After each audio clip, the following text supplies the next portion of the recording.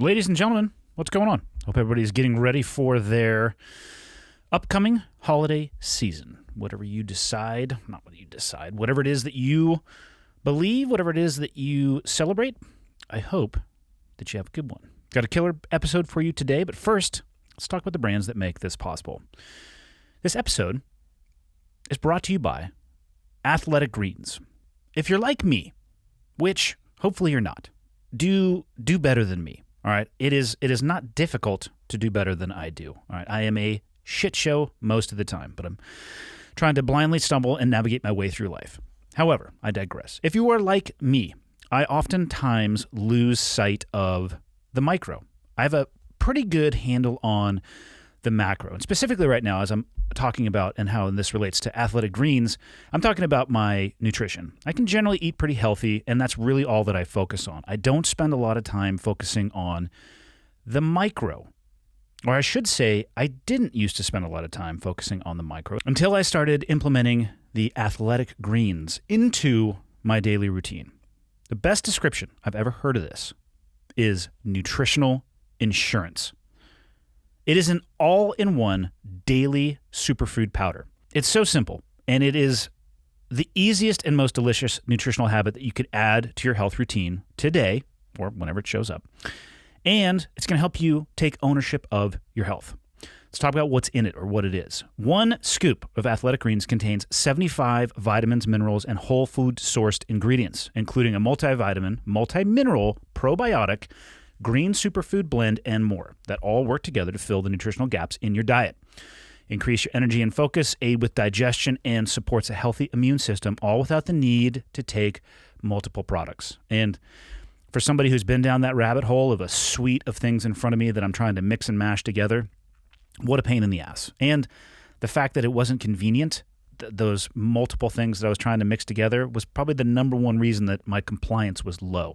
One of the things I love about Athletic Greens is that they're not satisfied ever with the end state of their product. They are on a continuous improvement and evolution process. 53 iterations over the last decade and still counting. Right? They invest in the most absorbable and natural source of each ingredient, and they go above and beyond in third-party testing to ensure their customers continue to receive the highest quality and best daily nutritional habit on the planet. Whether or not you eat keto or paleo or vegan or dairy-free or gluten-free or whatever it may be, contains less than 1 gram of sugar without compromising on the taste. Right now, Athletic Greens is doubling down on supporting your immune system during the winter months. They are offering the audience a free 1-year supply of vitamin D and 5 free travel packs with your first purchase if you visit the link today. You basically never have to buy vitamin D again. So whether you're looking for peak performance or you're just looking to optimize your health, covering your bases with Athletic Greens makes investing in your energy, immunity, and gut health each day simple, tasty, and efficient. Personally, for me, I make a shake in the morning. I throw it in there. It's amazing. Like I said, the best description I've heard of is nutritional insurance. Fire and forget and move on with my day. If you're interested, visit athleticgreens.com/clearedhot. I'll put the link to that in the show notes. And join health experts, athletes, and health-conscious go-getters around the world who make a daily commitment to their health every day. Again, visit athleticgreens.com/clearedhot and get your free year supply of vitamin D and 5 free travel packs today. This episode is also brought to you by Mint Mobile. And this holiday season, the best deal in wireless, you're only going to find it at Mint Mobile. Right now, when you switch to Mint Mobile and buy any 3-month plan, you'll get another 3 months for free. As the first company to sell premium wireless service online only, Mint Mobile lets you safely order from home and maximize your savings with plans starting at just $15. I have been using Mint Mobile, and let me just tell you, it went from hundreds of dollars a month to well under $100 per month. If you're into saving money, well, guess what? This might be a move for you. So the best offer of the year that they have for you, it's here. For a limited time, you can buy any 3-month plan and get 3 months more for free. By being online only, they eliminate the middleman, the traditional costs of retail, and that savings is passed on to you. All the plans come with unlimited talk and text, high-speed data delivered on the nation's largest 5G network, and you can use your own phone with any Mint Mobile plan and keep your same phone number along with your existing contacts. Side note on that, if you want to keep the same number, what you're going to need is just your login information, login password, account number, all that stuff with your current provider. Cool thing is, if you're not 100% satisfied, Mint Mobile has you covered with their 7-day money-back guarantee, and you can switch to Mint Mobile and get premium wireless service starting at just $15 a month. For a limited time, as I mentioned, buy any 3-month Mint Mobile plan and get 3 more months free by going to mintmobile.com/clearedhot. That is mintmobile.com/clearedhot. I will also put that in the show notes. Cut your wireless bill to $15 a month at mintmobile.com/clearedhot. And lastly today, this episode is brought to you by longtime sponsor BetterHelp. H-E-L-P, help. This is a rough time of the year for a lot of people. And of course, you add to that the pressure cooker of the pandemic, the uncertainty of what we lived through in 2020. There are a lot of things that could be interfering with your quality of life and impacting your mental health. I am very proud to call these guys a sponsor, and I'm never going to shut up about mental health. I see a counselor every week, and it has been tremendously impactful in my personal life. So, what is BetterHelp? It is a platform that will assess your needs and match you with your own licensed professional therapist, and you can start communicating in under 48 hours. On that, it's not a crisis line, though, so don't pursue this thinking that that's what you're going to find. It's not self-help. It's not a crisis line. It's a professional counseling service that's done securely online. There are a broad range of expertise available, which may not be locally available in many areas, and the service is available for clients worldwide. If you have an internet connection, you have access to this. You can log into your account anytime, and you can send a message to your counselor, and you're going to get timely and thoughtful responses. Plus, if you need to or want to, you can schedule weekly video or phone sessions so you won't ever have to sit in a waiting room like you need to, oftentimes with traditional therapy. BetterHelp is committed to facilitating great therapeutic matches, so they make it easy and free to change counselors if needed. And I can't highlight this point enough. If you have a bad experience with a counselor, or perhaps this is your first time reaching out to a counselor and you don't hit it off with that person, that's okay, and don't be surprised by that. Sometimes it takes a variety of matches or attempts before you find that person you can really connect with. BetterHelp is more affordable than traditional offline counseling, and financial aid is available. And if you want to see other people and how they feel about this, you can read their testimonials that are posted daily at betterhelp.com/reviews. Visit betterhelp.com/clearedhot. That is betterhelp.com/clearedhot to join the over 1 million people that are taking charge of their mental health with the help of an experienced professional. In fact, so many people have actually been using this service with BetterHelp that they are recruiting additional counselors in all 50 states. Special offer for the listeners, 10% off your first month at betterhelp.com/clearedhot. And that's it. My guest today, I am 2 years into my jiu-jitsu journey. And at the very beginning, I came across this individual. I knew him as Chewjitsu or Chewy. It wasn't until, I'm going to say, 6 months into watching his videos that I realized he had an actual name, which is Nick, Albin, by the way. But while he was up here, he was introducing himself as Chewy, and I suspect he's so used to being called that's just what we're going to stick with. So he is a Brazilian Jiu-jitsu black belt. He is the head instructor in his hometown in Louisville, Kentucky, the Derby City Mixed Martial Arts. High-level practitioner. I got to hit the mats with him. Could not have been a better training partner. A lot of people have reached out and asked me what it was like to train with him. Again, I've been at this 2 years. He's got a lot of stripes on his black belt, which I'm pretty sure means he's been at it for a while, at a black belt level for a while, let alone what it took to get there. Couldn't have been a better training partner. It was awesome. Learned quite a bit. Picked up some things that I think are going to help change my game. And the reason I wanted to have him on, one, I'm fascinated by jiu-jitsu, but two, I found his videos to be very helpful to me in the beginning of my journey into the sport or art, however you would want to describe it. And I say that when I say his videos, I have never been a person that has watched technique videos because I feel that there's just something lost for me personally without being able to feel the pressure. Even if I understand the mechanics, it feels foreign to me. But I liked his videos about headspace and expectation, training partners, issues that might come up in a gym, adversity, struggle, all of those things. I watched a lot of those videos, and it really helped formulate my thought process when it came to approaching starting something new.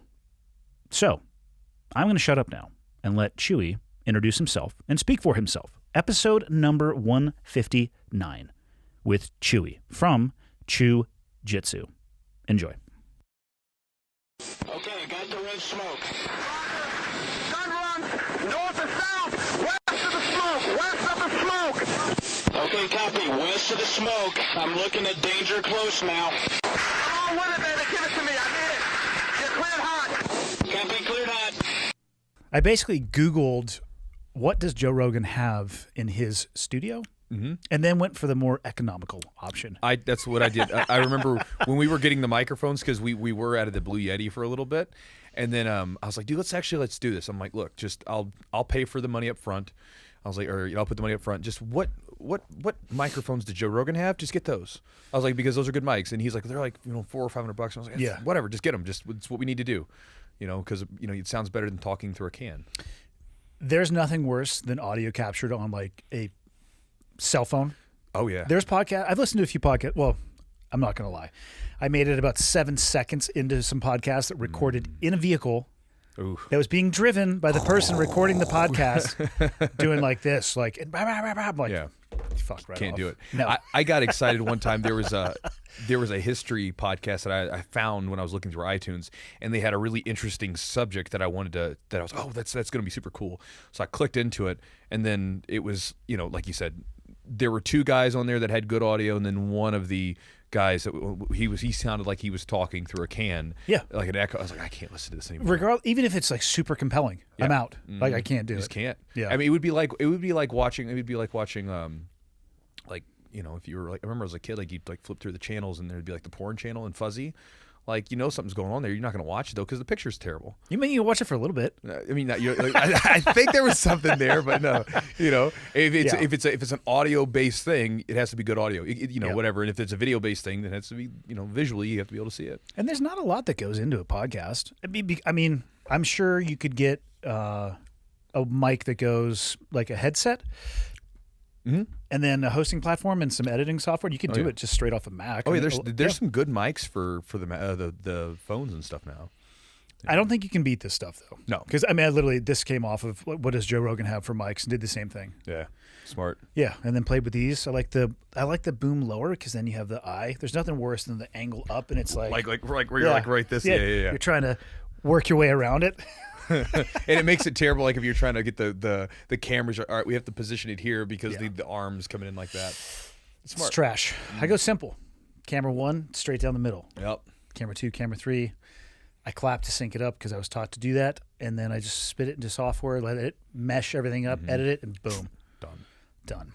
And then upload and hope people like it. Yeah, that's awesome, dude. I'm stoked you're here, man. Yeah, I'm glad to be here. Yeah, appreciate it. I didn't know, I actually decided to reach out after I saw you on Ryan Mickler's podcast, The Order of Man. I was like, you know what? Since he's interested, or at least doing a podcast, maybe I'll get him out here. Yeah. Ryan's podcast was fun. And then, like I said, when you first messaged me, I was like, I didn't really know who you were. And then, and so sometimes. And that makes two of us. Right. Well, right. Again, who are we? Each one of us, right? That's a deep question. Am I just skin? And I've got a name and I have job titles that are interchangeable depending on whatever. That's a long thing, but then I went and looked you up, and I was like, because whenever someone sends me a podcast, I'm like, let me go see what they've done before, because I don't know, and then and let's be honest, there's quite a few podcasts out there. Sure. And I looked your stuff up, and I was like, oh, this guy seems like a really cool guy. And then I was talking to a couple of my students about it. One of my students was actually listening. He was lifting weights and listening to your podcast. He was like, oh, yeah, he's great, whatever. I was like, okay, cool. It's like a done deal. I got to do it. That's not the soundtrack I would lift weights to, but we're talking some Tool, Metallica, Ride the Lightning shit. I'm not. I don't do well lifting weights listening to another man's voice. Well, when you say it like that, right? I'm an audiobook guy. I listen to audiobooks most of the time when I lift it, unless it's like the rough, like when you start getting into the working sets and it's really rough, then I've got to turn some music on to tune out. But most of the time it's audiobooks. Yeah. Who gave you that shiner? It was I want names. was his Daniel? Is that his name? The black belt?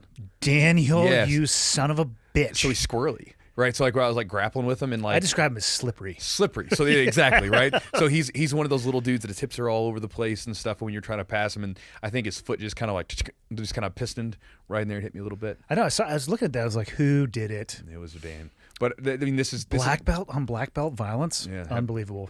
It's kind of par for the course. I'm like, if you know, it's like if you like, so I was rolling with little Chris, you know, and he like elbowed me a little bit on accident, and he was sorry, man. I was like, man, if that's the worst that happens today, then this is a good day. Yeah. You know, it's a contact sporter after all. Yeah, I had a good bloody nose going yesterday at the midday class, and I mean, and of course, I've given people bloody nose, and like, they're like, oh, I'm sorry. I'm like, hey, it's full contact, man. Yeah, It's yeah.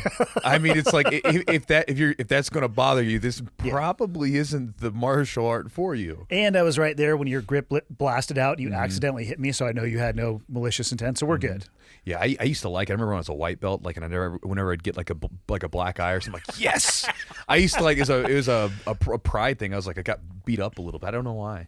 Some sort of weird young masochistic thing. Yeah, I've had my nose broke once so far. How'd you break your nose? How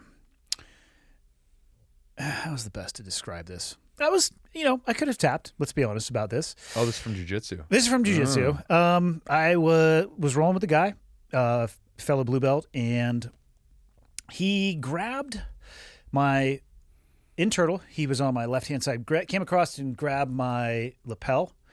And he didn't go under the neck. He came across my face with his thumb directly on my nose and pulled so hard that it just went. Ooh. I was like, hey, dude, did you happen to notice that your hand was on my face? And he said, no. And I was like, fuck, man. What did you remember from that roll? Did it start bleeding profusely? Yes. Did you have to have surgery? No. Okay, that's good. No. But then for at least 2 months, if I would like... Just a touch. Yeah, and it's yeah. just like, I'm like, God damn it. Yeah.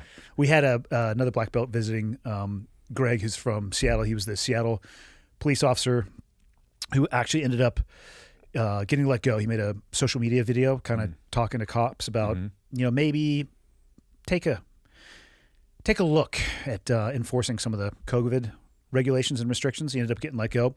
Check Matt, black belt. He's got a couple. I can never keep track. He got let go for the video. It was a violation of. They said it was a violation of their social media policy. But I think, depending on how you view it, the way I view it, they use that as their mechanism to get rid of somebody who wasn't in lockstep. Right? Correct. Yeah. But he was up and had him on again not too long because he was on. It was they did an investigation and he was on leave and it solidified. So I had him come up again. He was over rolling and got his nose broken.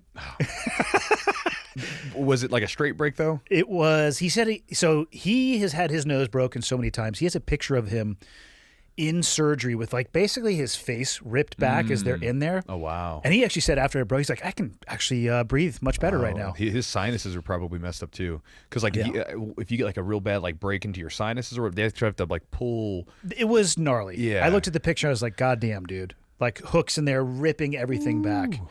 But he was rolling with one of the brown belts, and a knee came flying and right in the right spot, and he finished the rest of the open mat with 2 massive cotton swabs up his nose. He's awesome. I've had my nose broken twice. Once when I was younger, I was a kid, I got jumped, and then later on, I broke it shooting in for a fireman's carry, doing jiu-jitsu, and the one with the fireman's carry was worse because it hit a knee, and I was sideways. And did it fully? It was over here. And our boxing coach every now and then you'd get like a little like the cartilage would get moved over to the side and he would take like 2 big pins and set it. Yeah, so I was like walking over there like, hey bro, can you set it? And he's like, hey, oh no. Yeah, you got an inchworm on your face. Yeah, so it was that one. It didn't hurt. Honestly, it didn't hurt. I remember going to the doctor, the ER or whatever. I'm like, take a look at it. They did scans and stuff and said I have to see a specialist. And how do they set that? Well, they didn't. So basically, they're like, we can't touch it because it was basically the top right was shattered. So like 3 places, it was just collapsed in. So you couldn't just set it. And so the only thing they gave me, they offered me a Vicodin, and I was like, do I have to take this? I was like, it doesn't really hurt, So they're like, no, you don't have to. Okay.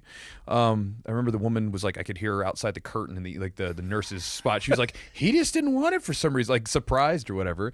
But but then I had to go to the doctor and to an ENT, and then they had to put me under and set it back. They juiced you up and then fixed it. Yeah, they had to put me under, and like they had to get in there because what he had to do is get in there and like essentially stuff it and then put everything into place. And then the worst part about it was that I couldn't blow my nose. Imagine having to blow your nose all the time, but you can't for a week because you got these. There's cotton up there, right? Well, so no, they use dissolvable gauze, and the best thing that I could like sort of, if you're looking for a visual as to what it is, imagine sort of like a gummy worm.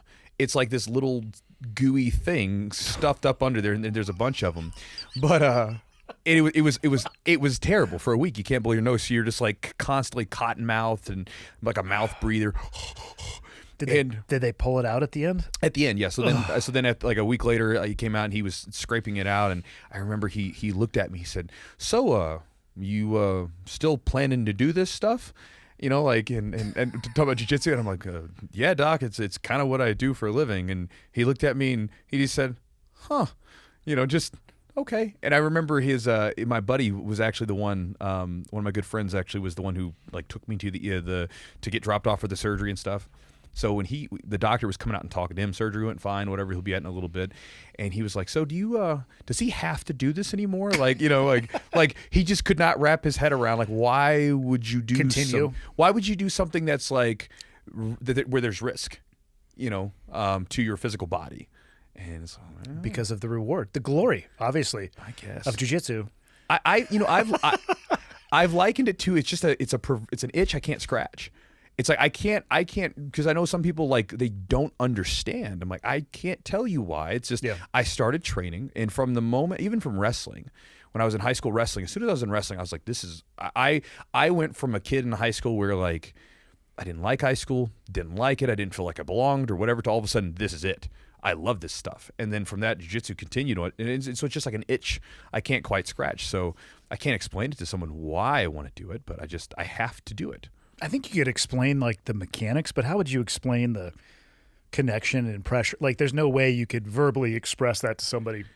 No, I think it's something you have to feel because it's something far more primitive, I think. It's something where, for me, for instance, like you would go into these, like for instance, in high school wrestling, it's very, very similar to my experience in jiu-jitsu, where you would go into high school wrestling and you would have kids from all the different sort of facets of high school life, right? Where this is the cool kids, these are the nerdy kids, which that's what I was.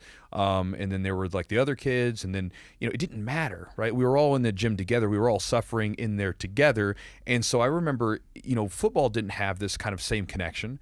But in wrestling, I remember it was, there's a smaller group in wrestling, and we were all very bonded. And I remember even in situations where, like, I remember one time one of our 103s, it was like the weight class, so the smallest dude on the team.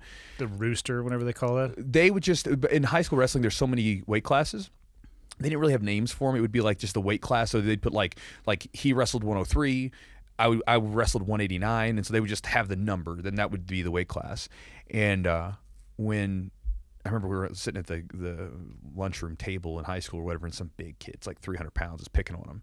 And I remember like all the wrestlers were in different parts of the cafeteria. We're all looking at each other like, hey, what's up, man? Like, and descended upon this guy like, hey, man, what are you doing? And I mean, it was just, we were like a big family. And so there's that primitive connection that you have where, again, it's there in jiu-jitsu. I mean, there's guys where, again, if you train with them for long enough, I mean, you feel like there's a bond there that you can't quite explain to someone else who hasn't done that stuff before. And it's not something where you have to, like, I don't have to know everything about your life to feel like I'm close to you because we've bled and sweat together for a decade, and we know things about each other for sure. We've hung out before, but there's just something there because you're trusting that person on a level that you don't trust people normally, right? Like, I mean, you don't walk down the street and say, hey, man, you want to put me in a choke? Yeah. Like, you want to, like, do you want to take my joint right to the point where it's going to detonate? Right to the breaking point, and I'm gonna tap your body, and you got to let go. I don't trust you with that. So no. there's well, I trust you, but not people out there. But there's that thing where it's very it's such a primitive connection because it's not based upon anything else other than we're just doing this thing. I define camaraderie as shared suffering and then humor. Yeah. Which, I mean, we're rolling today and like laughing at the same time and working your way out of shit that's painful. Mm-hmm. And over and over and over again in the circle of people who come consistently. Yeah. Like there's a lot of people at the gym and the circle of people who come consistently is smaller. But even with the people who come infrequently, I think having that shared connection, that visceral connection, and I think you just learn more about somebody when they're willing to slap hands and go for it a little bit. Well, I'm sure there's probably a lot of that with your experience with things like being in the military. Oh, for sure. I mean, just shared suffering. Trust me, it was suffering and laughter, and most of the laughter came from other people suffering. I mean, it is kind of weird where you think about it because, I mean, it's like some sort of coping mechanism where you're going through this crazy stuff and, you know, some of the stuff's not fun. Like even like we'll laugh about certain injuries that we've had after the fact, you know, like, oh, that was so stupid or this thing or whatever. And you can just kind of laugh it off. But at the time it sucks. But then afterwards, you know, again, it's just that thing. But that shared suffering with those people, you just kind of connect together with it. Yeah. So you didn't do any grappling before high school. That was your intro to wrestling? Mm-hmm. Now I did martial arts for maybe 4 months. I did Taekwondo. I was going to guess. That was going to be my guess. Everybody in America's done it. So, as a kid, did you ever watch Bloodsport growing up? Of course. Yes. But so hold on, you were at Taekwondo in 4 months. So you were a 3rd degree black belt? Yeah, 4th. Yeah, of course. Sorry for anybody that has a black belt. I know. My kids did Taekwondo too. I'm just talking shit. Yeah. However, I did not like the fact I paid hundreds of dollars in belt fees over and man. over and over again. It's like, and today they get the second belt. It's like, we just got a belt last month. They're like, yeah, it's $30 per child times 3. I'm like, God damn it. Yeah, no, it's crazy. This one wasn't quite as expensive. Otherwise, I would have not been able to go to it. It was more of like at a community center kind of thing. But I got my yellow belt. And I remember as a kid realizing that this might not be on the up and up. So I was listening to them. So they had like the breaking the boards. And I remember I heard some of the coaches or senseis or whatever saying, yeah, we the boards they said like maybe they got in the rain or something. They're too hard. And I was like, well, hard, isn't that good? No, shouldn't they be hard? So then we got our board breaking thing next week. I had never practiced breaking a board. And I remember coming up and he's like, do you want to do a palm strike, a stomp, or a chop or something? I don't know what it was. And I looked at him and I was like, I'd never done a board break before. He's like, it's okay. Just do you want to reduce? I was like, I don't know, palm strike. So I hit this piece of balsa wood and it just collapsed. Like, oh, here's your board, kid. Yay. But the day that I quit was because I remember I got my yellow belt.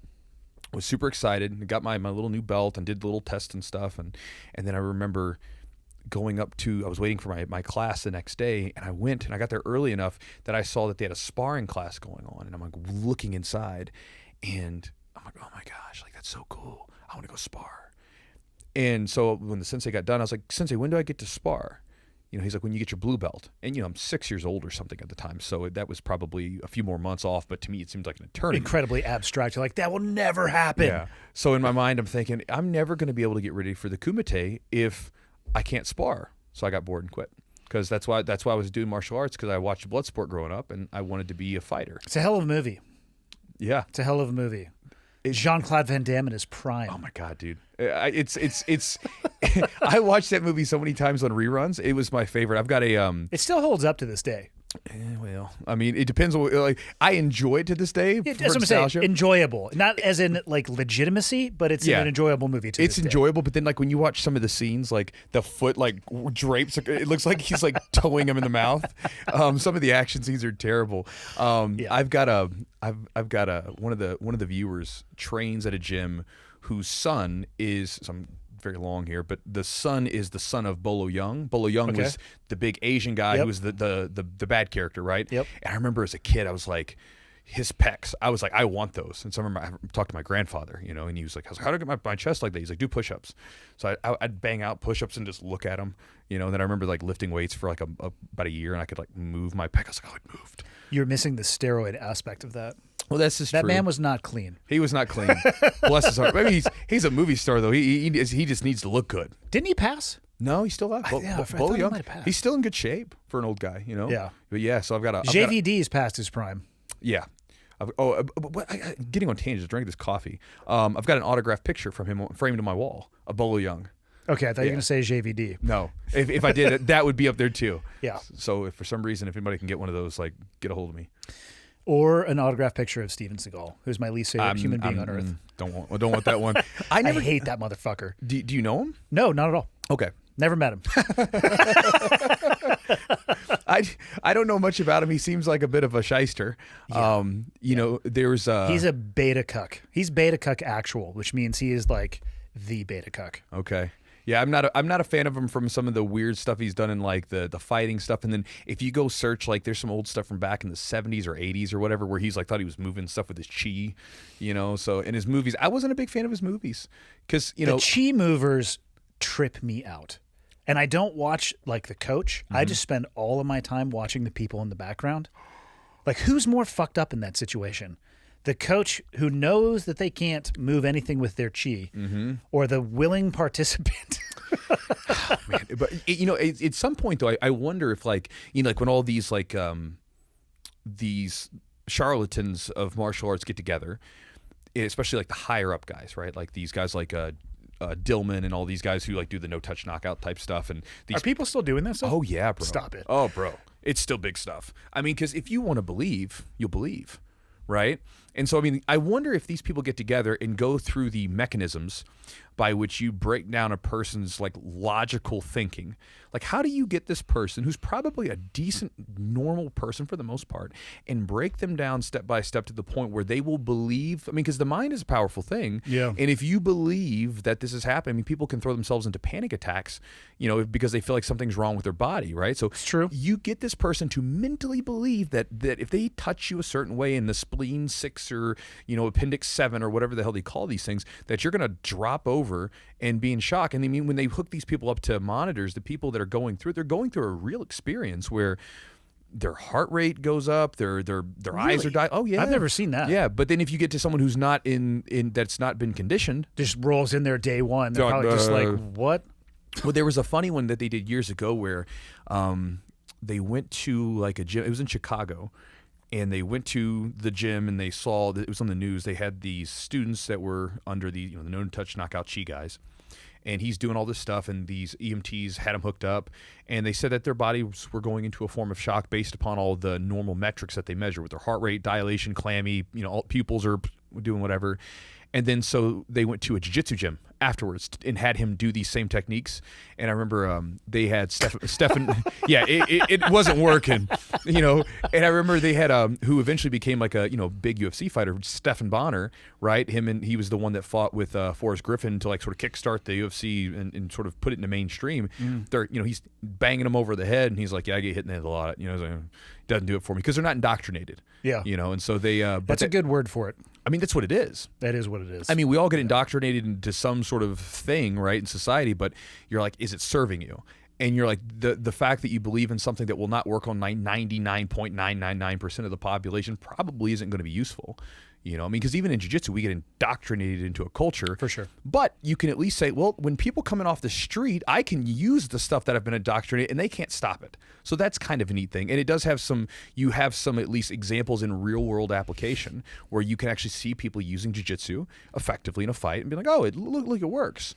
Even look at the UFC, people at their apex, like two high-level competitors using it against each other, and it's still, I mean, one person's going to net out on top. Mm-hmm.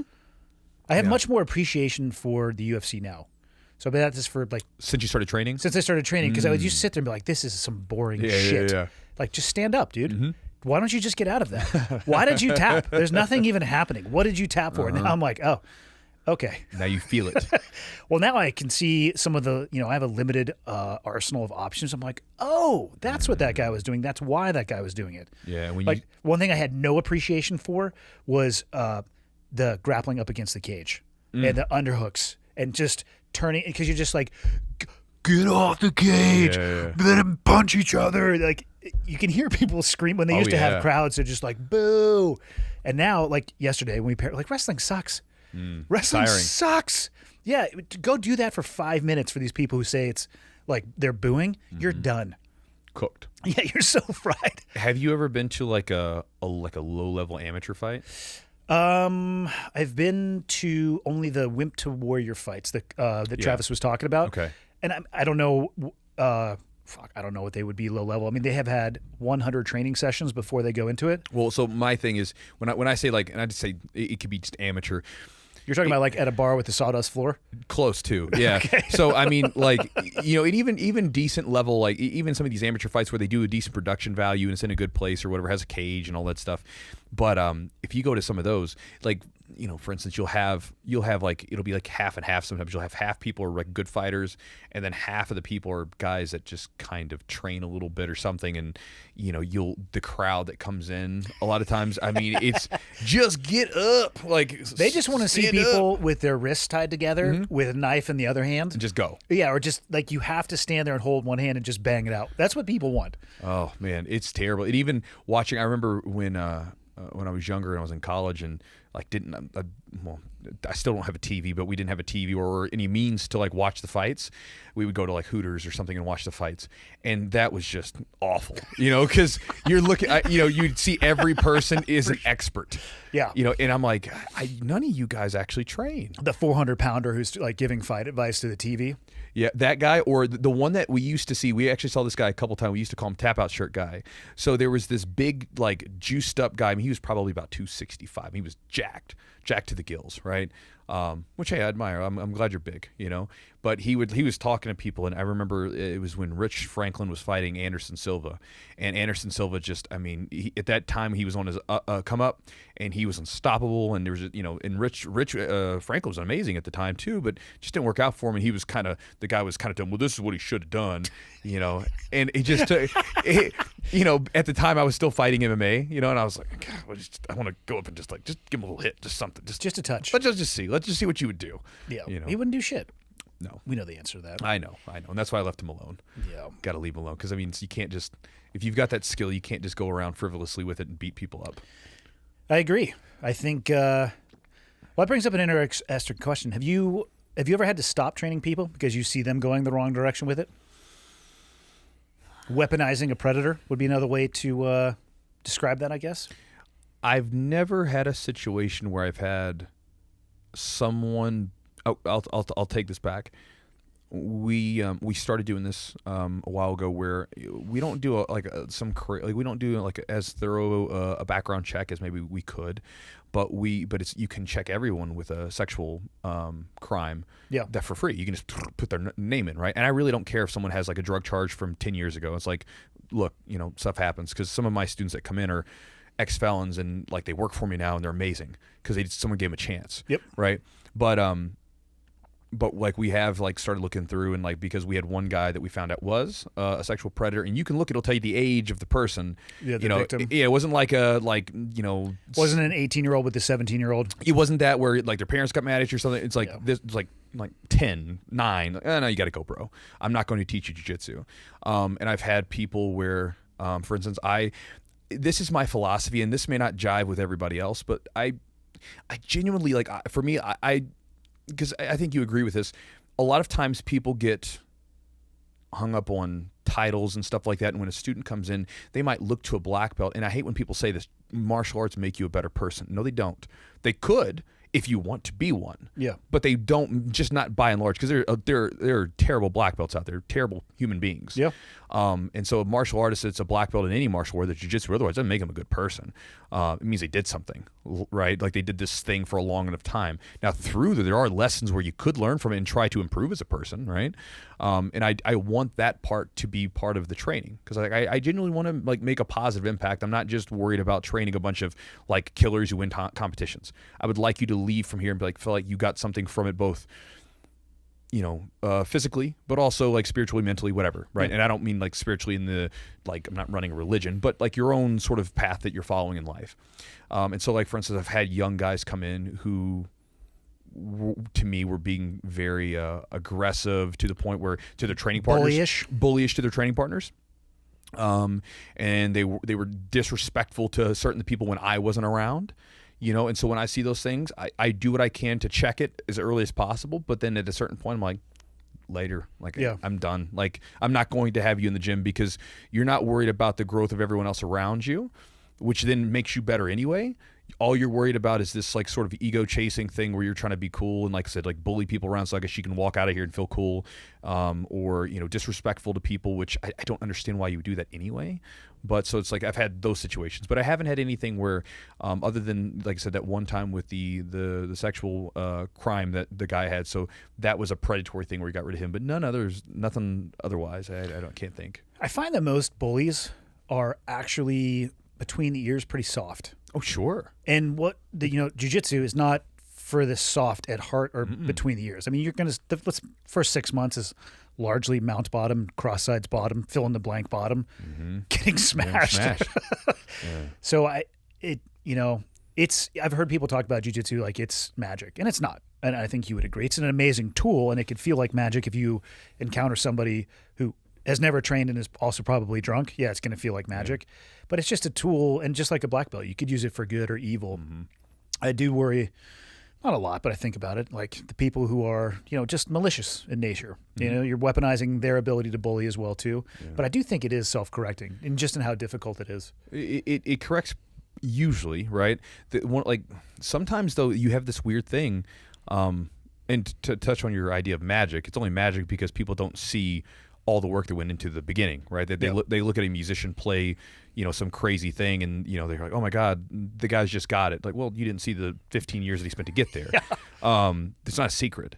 But as far as people, like their personalities sometimes they can be dormant for a little bit, and then they kind of come back out at different times, right? Like, so I've seen like egos. Like, so sometimes, like, we've had guys come in and you check them early, right? And they're good. They're solid. It's just like you don't have to do it again. And then there's sometimes where people don't sort of show that kind of temperament, and then all of a sudden later on they start getting a little bit of something going. They're maybe winning some tournaments or they're whatever, and they're doing well. And so all of a sudden then this weird ego pops up.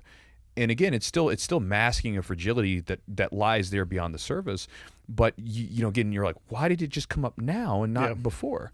So sometimes I've seen this even with black belts where like guys are kind of cool and all of a sudden they get to a higher rank, and then all of a sudden this new like version of them arises. You're like, oh, I don't like this dude. Yeah. And the reality is that's probably the real dude who was there all along. Yeah, it was just laying there dormant. Yeah, and some people are better at wearing that mask than others. Yeah, it's fascinating. So, how did you find your way to wrestling? You're like, okay, Taekwondo, I'm out. What I need is a wrestling singlet.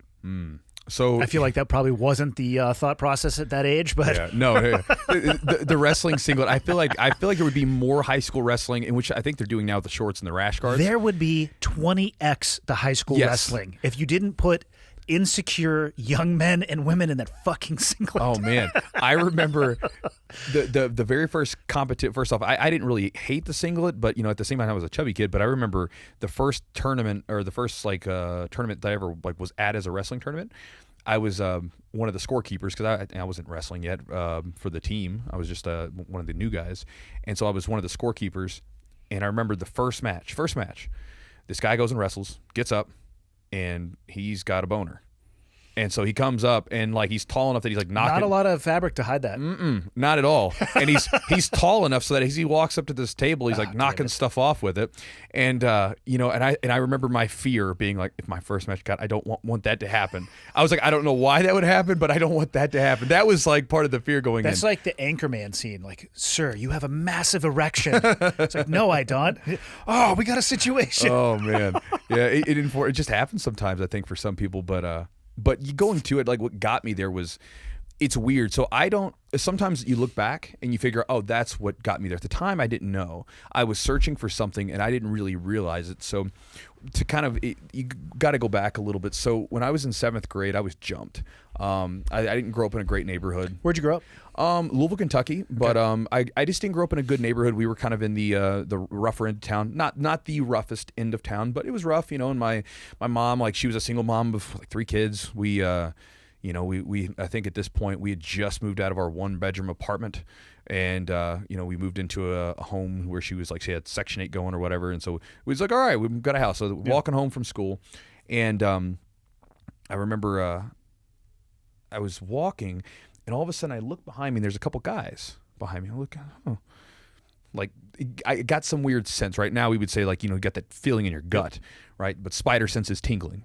So I'm like, well, I'm just going to walk a little faster. So I walk a little faster. They're walking faster. That's not a good sign. It's not, But again, I had no experience to go by off of. Now I'd been like, oh, book it, Sure. Start jogging a little bit. They're jogging. So I just stopped and I turn around and I'm three houses down from my home. I should have just booked it. I turn around. I was like, hey, what's up? Pop, hits me. One of the guys hits me. Bust my nose, breaks it. I mean, I remember falling and seeing blood squirt, up. And then as I hit the ground, one of the guys had like a bat and hit. Shit. Yeah. And then so I did my Taekwondo block. Yep. It actually worked. But it had a huge bump. I was gonna say, you're like, you didn't just shatter it. Oh, bro! There was the big welt on the side. Nice hematoma. Yeah. Luckily, my one of our neighbors was there. He chased them off or whatever, and then and you didn't know these kids? No. Wow. I guess I was like probably 11 or 12. They're 16, 18. Huh. Yeah. So it's crazy, right? So it was a group of 3. So whatever. Anyway, so that happens, and my nose was luckily a straight break, no surgery or whatever. But that I went from being a kid who was like super. I would go run and I would go ride my bikes and I would just do stuff all the time to I'm not going outside. And I got fat and overweight. Just sat at home playing video games, and you have no physical confidence, right? I felt like I was terrified. Even now, like when I go around places. I was talking to just recently. I was talking to a psychologist, and she's like, "Oh, that's trauma. That's like the residual parts of trauma." Because like when I go anywhere, I scan like everything. So I'll scan everything around. Like if I know you, I'll find you before you know me. Yep. Just like because I have my students in town all the time, so I'll walk into a grocery store and I'll scan. Oh, there's someone I know, or whatever. But I just start scanning all the time. It's just trying to be aware of what's going on. Yeah, situational awareness. Right, all the time. So So that happened. And so when I got into high school, I started lifting some weights with one of my friend's dads. He started kind of like, because he saw what I was going through. He's like, let's lift some weights. So I started lifting weights, and that was kind of a good thing. I felt like I was getting stronger, and I could feel muscles pop up and stuff. And then I signed up for wrestling my freshman year, but I chickened out when the tryouts came. Like, I was just like, I couldn't do it. So I remember they were like, in the announcement, they're like, if you're trying out for wrestling, go down to the cafeteria or whatever. And I was like, couldn't do it. But throughout that freshman year, I got picked some because I was a big kid, and we had a really terrible football team. They were recruiting, and they were like, we just need people. So one of the coaches got me to do football, and I started doing football. It wasn't too bad. And I remember hearing some of the guys talk about wrestling that whole year, and it sounded fun. And I wanted to kind of do wrestling for some reason anyway. And so I went with them to do it. And when I went to the wrestling room, I remember it was just something clicked. I don't know what it was. It just there was something about being in that room where I felt like I belonged, and it was like this thing too where like as we started doing it, like it was such an interesting connection with the people, along with the training. I started losing all kinds of weight because we're running and we're just exercising all the time. It was fantastic. Working your ass off all the time. I mean, the coach's favorite thing to do is we would put us on a stairwell, and we would run up and down until the walls began to like sweat. You would just from the condensation. Yeah, from the condensation. So you just run up and down. You'd be in there for like an hour just running stairs. Probably not legal anymore, but I support it. Definitely not. And he would turn he would turn the heat as high as it would go. So it definitely wasn't legal now. But we did it, and I'm glad we did it. But and then I started doing that. I remember my shoulder got a little jacked up that first year because I got slammed during wrestle-offs, and then which I was depressed for. But I got back into it the next year and just stuck with it. And that was how I got into wrestling, was because I think it was my search, just unknowingly, that I was searching for something to reclaim physical confidence and also to become part of a group, because I felt lost. Yeah. Like for instance, my grandfather was my male role model. He was the one I was closest to. He died when I was 12, and so when he was gone, it was like kind of like I don't know who to search for. There's no one. You're missing that figure. Mm-hmm. And so like with the coaches there, I've kind of got a little bit of that. And then the older kids, like the seniors and the juniors, they were also sort of nurturing in their own way, where they're helping me out. Hey man, let me show you something real quick, right? As they're like hazing you at the same time, right? But it's a good thing, and it's a good thing, I think, where you have these it was all guys, and so this male group helping each other out. And I think it was incredibly helpful for me at that time, where I'm trying to reclaim physical strength and confidence and my own power that I have within me, and having a group of people to help tease that out. And so that's what got me into wrestling. I don't think that I knew it, but I think that's what I was chasing. If that makes any sense. No, it makes total sense. And then were you able to use wrestling as a mechanism for college? So with college, there was no colleges around where I could have just wrestled, and I wasn't amazing at wrestling. I was okay, right? I was like, by my senior year, I was, I beat a couple of the guys that were ranked like 9 and 10 in state. I tore my meniscus my last year and had some trouble with that, but I wasn't great. My wrestling actually got a lot better in jiu-jitsu because we've always had college wrestlers on the mats. So I've just always had guys to kind of like be around. But I was okay. And when I went to school, my first year going into it, I remember as far as school goes, I took a year off because I was like, I have no idea what I want to do.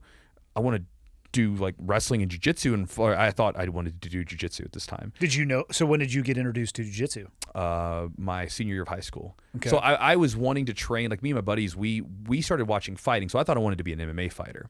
And my junior year, we bought like the type of equipment that's available to someone now is not what was there. We were taking, did you ever see those like, they were pads that would go over your hands for football, and you would put them over top. Like they would just kind of go over as like a little pad for your top of your knuckles and everything else. I think so, yeah. Yeah, just like a pad. So what we did is we bought some of those, and we were just fighting in the basement, and and we would watch like fights and try to break down moves. And we like reverse engineering stuff. Oh, bro, my buddy figured out how to do a heel hook and pop my ankle one time. Luckily, he didn't go further than that. Yeah. So we didn't know, but that was what was going on. We were just beating the crap out of each other on the carpet. So we wanted to do that, and then my senior year we started training. But for college, I didn't know what I wanted to do anyway, because I was like, the thinking of my head back then, which I'm glad I did this, was that's going to be a lot of debt. My family doesn't have a lot of money. Yeah.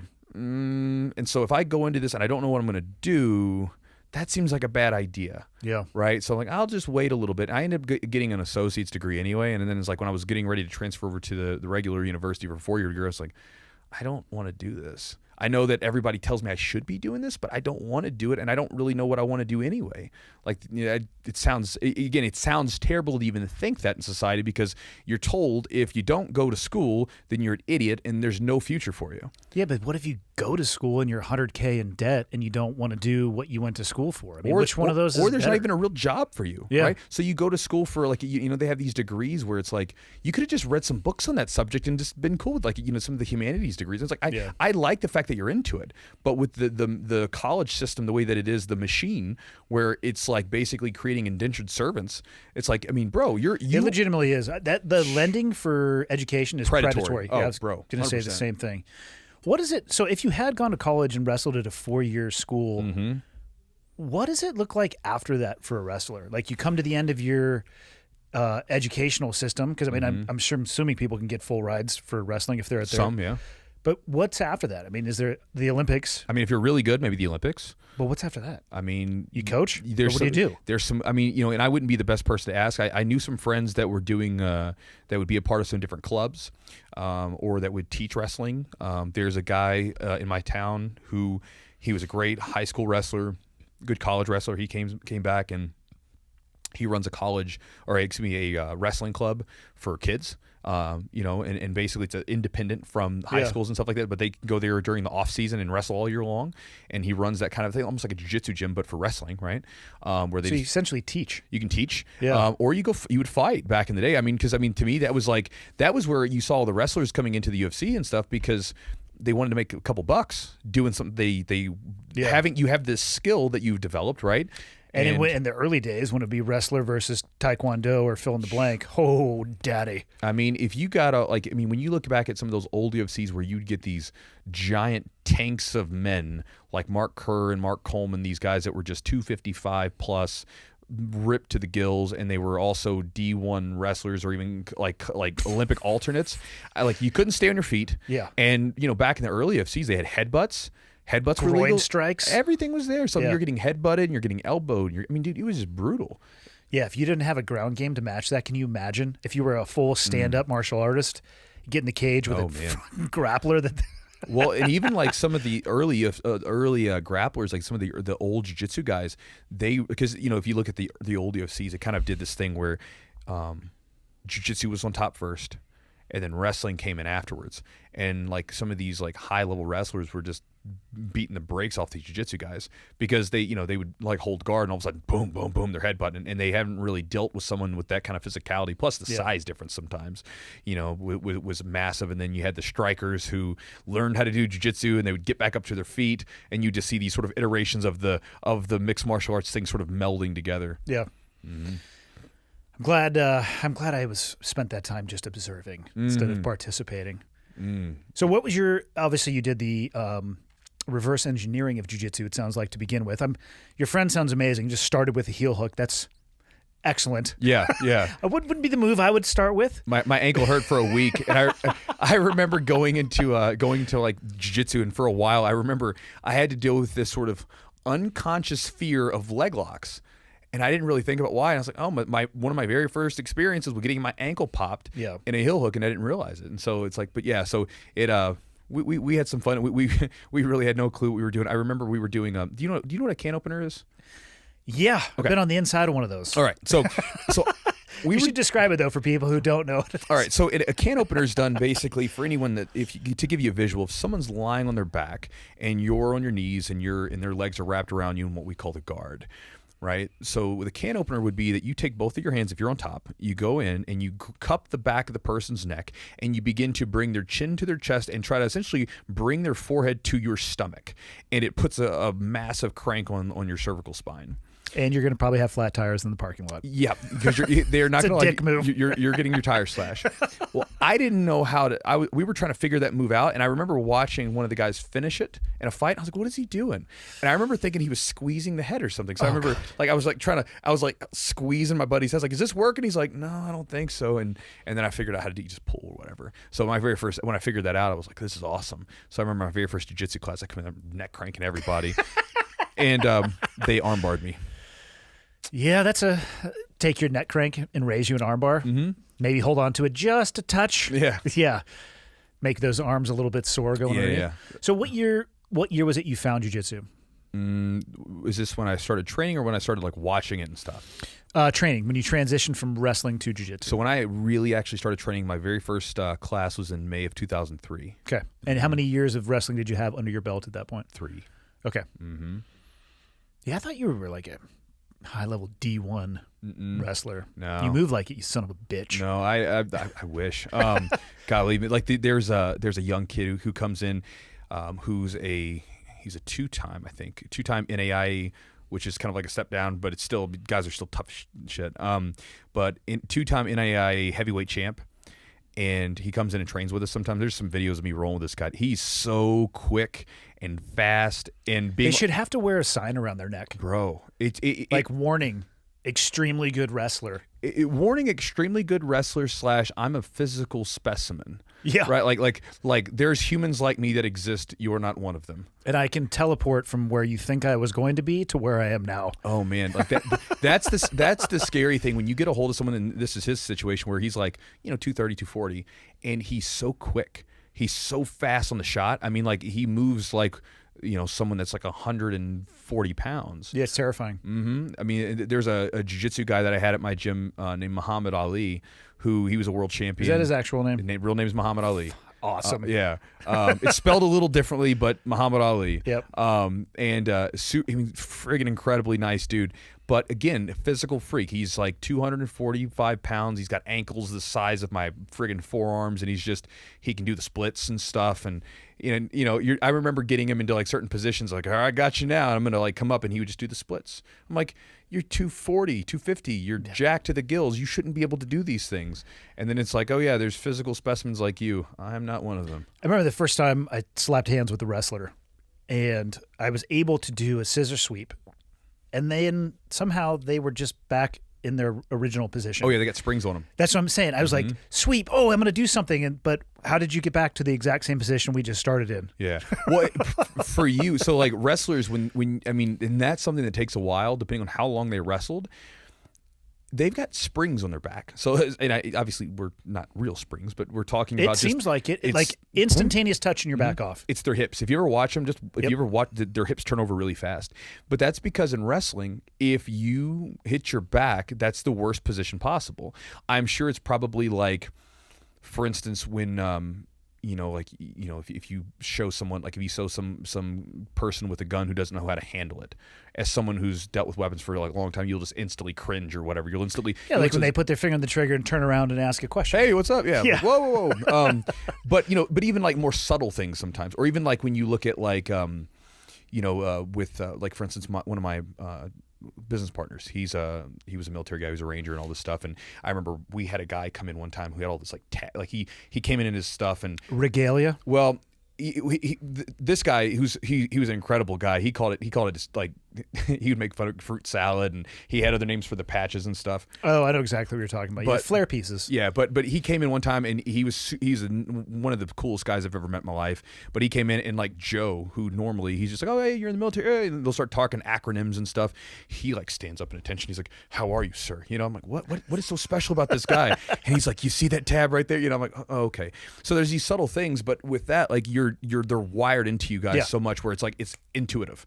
And so with that, it's the same thing with like wrestlers where they've had someone screaming at them since they were however old they were when they started wrestling, possibly from childhood, right? To you turn over, get off your back, get off your back, get off your back. So as soon as they hit the ground, boom, they're getting off their back. It's unbelievable. I didn't even have time to process what had happened, and he was directly back at the same place. I was like, this is going to suck for the next 4 minutes and 30 seconds.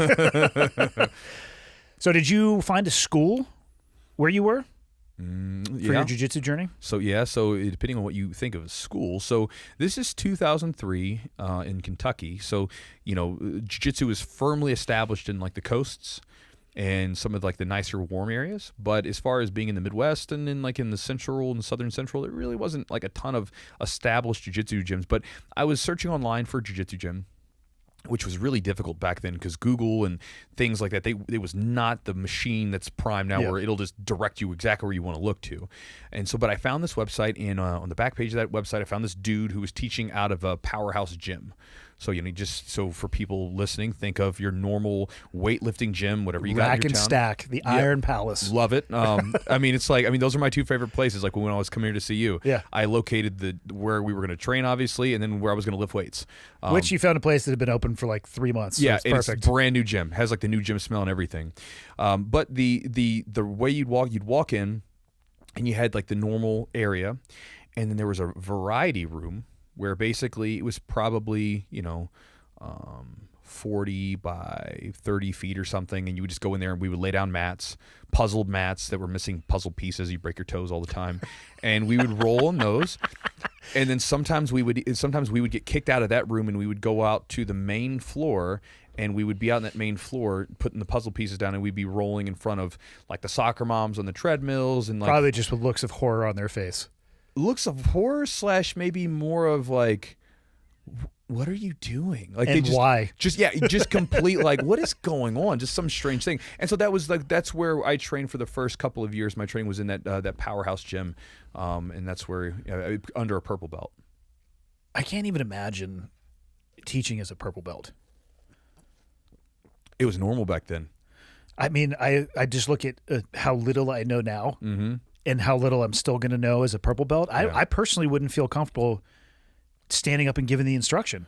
We'll see. Like maybe at a basic, like this is how you shrimp. Here's some very basic fundamentals. But man, I would run into the limits of my knowledge rapidly. It was a different time because back then there wasn't a choice. So it's like, for instance, a lot of the sort of the pioneers of jiu-jitsu in the States, they would go in and promote people to blue belt, and then that would be their little foothold in that area, and that would be their person. Yeah. And then for the other guys, it would just be one of those things where, maybe you moved back and you were training somewhere else, you moved back to town or whatever. Well, you didn't want to stop training, so, what do you do? And I mean, these heads of associations and instructors, they were supportive of it because they were like, well, we need to grow this thing. Yeah, long-term strategy. You're the best we got, and they would show it, and I remember some people did it, better than others. I remember my coach, Sean Hammonds, when he started, they used to, his original gym was actually under Hickson, and they would get like a fax like sent to them. Here's the techniques of the day. Sweet. Yeah. So imagine having to disseminate jiu-jitsu through a fax. But yeah, so back then it just, the knowledge was so much lower. And this is the thing, like today is such a different time because YouTube and the internet, like, I mean, it is so hard to grasp sometimes the change that it's made, because just with information in general, the way that information can just spread and grow, it's so much faster. And it's just something you don't even appreciate it until you look back at some of this stuff because, I mean, back then, like, you know, if I wanted to learn a move, you had your coach seminars, or I could buy some DVD instructionals and cross my fingers it was on there. I couldn't just go search it up on the internet. It wasn't there. Put in a specific move on YouTube or then the defense to that move or a transition. Boom, you'll find it. Yeah. You know, I mean, you know, the internet's become such a thing where, I mean, like, you can teach yourself how to do anything on the internet if you have the right questions to ask. You know, I mean, even a profession, right? A lot of like some of the business stuff that I've implemented in to make a good living for myself, I figured out from friggin' Google. Everything in here that's the recording the audio, again, Google search. Google. What do you need to, where do I upload this thing? How do you start a podcast? And then like, holy shit, there's more information here that I could ever process, but I got the basics of it. Right. And so with jiu-jitsu, that compounds because the information spreads faster and it grows faster. Because then, you know, if it's one guy uses a technique that everybody sees, oh my God, I've never seen that before. Now it's on the internet for everybody to see. He'll have an instructional out on how to do it. And then the whole world's doing it. And then they're adding to it. They're leveling up. And they're morphing it. So then it grows. And then, I mean, then some other guy, hey, I figured this thing out. And then that spreads. Now you got a whole new thing. And it just starts to proliferate on a sort of a scale that's never really been experienced before. So back then, I mean, information like sort of grew much more slowly. You know, like I remember you'd go to seminars like, oh, this is what they're doing down in Brazil.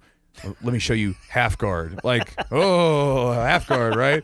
You know, but now it's like, you know, there's a bazillion guard stuff. So it's a different thing, but it's really neat. But back then with the information, to kind of get back to your point, it's what we had to do. Yeah. When did you, well, before I ask when you decided to make it your full-time occupation, how were you as a student? And how do you mean? As a jiu-jitsu student? I considered myself a good student. Receive, take on board the information. Oh yeah, I mean, I was like 100% down for the cause, right? So I mean, like for me, like I was a great follower. Like, you know, it's like what my coach said, I would do it. I was typically the first person on the mat, last person to leave. I'd mop the mats afterwards just because to help out. I taught classes for free when I was like a blue and purple belt just because I wanted to help out. It also made my jiu-jitsu better, and I knew that too, and so I wanted to make it better, but I just wanted to help. You know, I would be there to, you know, if someone else needed help, like a team, like someone else knew, I'd be there to help them out. Like, hey man, let me teach a little bit. If you have a question about something, I'll show you something, whatever. So I think like, you know, for me, I was a good student. I was a dedicated student because, you know, I love doing this, and I wanted to make sure that as many people around us were able to do it and do well. And I also wanted to support my coach who was helping me. And so whatever I could do to make that happen, I was on board. So I'm pretty sure, correct me if I'm wrong, but I heard you talking in one of your videos, which is how I originally knew who you were, is when I first started. I've never been somebody who sought out technique, like YouTube techniques. Don't get me wrong, I have looked at them, but I always struggle because I might have a mechanical understanding of what is happening, but absent the pressure and of somebody who's trying to defend against it, to me, I'd rather go ask and have somebody do it to me, and then, you know what I mean? I'd rather try that. But I found your videos in talking about like headspace or how to be a good training partner, what to expect, like to that stuff, to me, I was like, oh, okay, shit, this is super interesting. Yeah. And I think you said in one of your videos, you almost felt like you got advanced too quickly. It's some of my belts, not all of them, but yeah, primarily the purple belt was one of the ones I got advanced too quickly. So what does that mean? What it means? What does that look like? You get the belt, but what do you mean? You struggle with other peers at that belt level. So we talked about this a little bit last night. So my game, when I got into jiu-jitsu, I struggled for a little bit first 6 months, and I started kind of figuring out some of the guard, how to use it. And then I had this really offensive game where I could just go after people. I had a good top game where I'd pass guard and get submissions, and I had a good bottom game where I could get sweeps and some submissions. I was good. And I had takedowns. And so I was going to competitions and rolling. I was always very, very aggressive and good offense. But there were a lot of holes in my game that I didn't realize. And the way that we also trained back then, it was like, I mean, it was a battle every day. There wasn't much, the original environment that I trained at, there wasn't necessarily conducive to, I believe that, you know, if you're going to be in this kind of environment, errors have to be very normal. They can't be considered a bad thing. Yeah. Because if you don't normalize error, then you then have situations where you start to like, you can't be open to what you're trying. You can't try things. You can't learn from the experiences. And so the way we were training back then was like, you couldn't really just test out things in the lab, because if I was going, let's say if I was a blue belt and I was rolling with the white belt, if I got my guard passed, like, my old coach, but like he'd get pissed. He'd give you an air leak. Just oh, bro. Like, I remember That's a really dangerous standard to set. One of my black belts, Robert, he and I both trained there originally, and I remember we were at one point we were like rivals, you know what I mean? So we were butting heads, and we were constantly looking for the like the attention, and so like we would like be going at each other, like like looking over, is he looking at me right now? So it wasn't the best environment for, let me try something out. Let me explore a little bit. And so my game was good in a very narrow space, which is okay to some degree, but there was just pretty much everything else was just non-existent. So I got to it's fine as long as you don't get pushed into that everything else. Right. And that's what happened at purple belt, because at purple belt you start to get into guys that are technicians, guys that are like essentially have a black belt quality to their game in some place. A lot of times as purple belts, you'll start to see people become a little bit more specialized. I've heard that described as they're figuring out their game. Essentially, they're developing their personal jiu-jitsu game. Yeah, I call them the prototypes, because they're kind of like what's going to become later on, but like you're kind of starting to see it come out. They're figuring that, ooh, I like this. Yeah. Well, it's like jiu-jitsu happens like this, right? It's like you get a whiff of something. It's like, I kind of like that, right? And then you're like, let me get more of that, Or if my analogy of the blue belt is the buffet, and then it's like, okay, you found what you like, go get more of it. But at purple belt, I got in there and I was just going to competitions, getting wrecked, and my game was very small. And I ended up changing gyms at that time as a purple belt in 2007.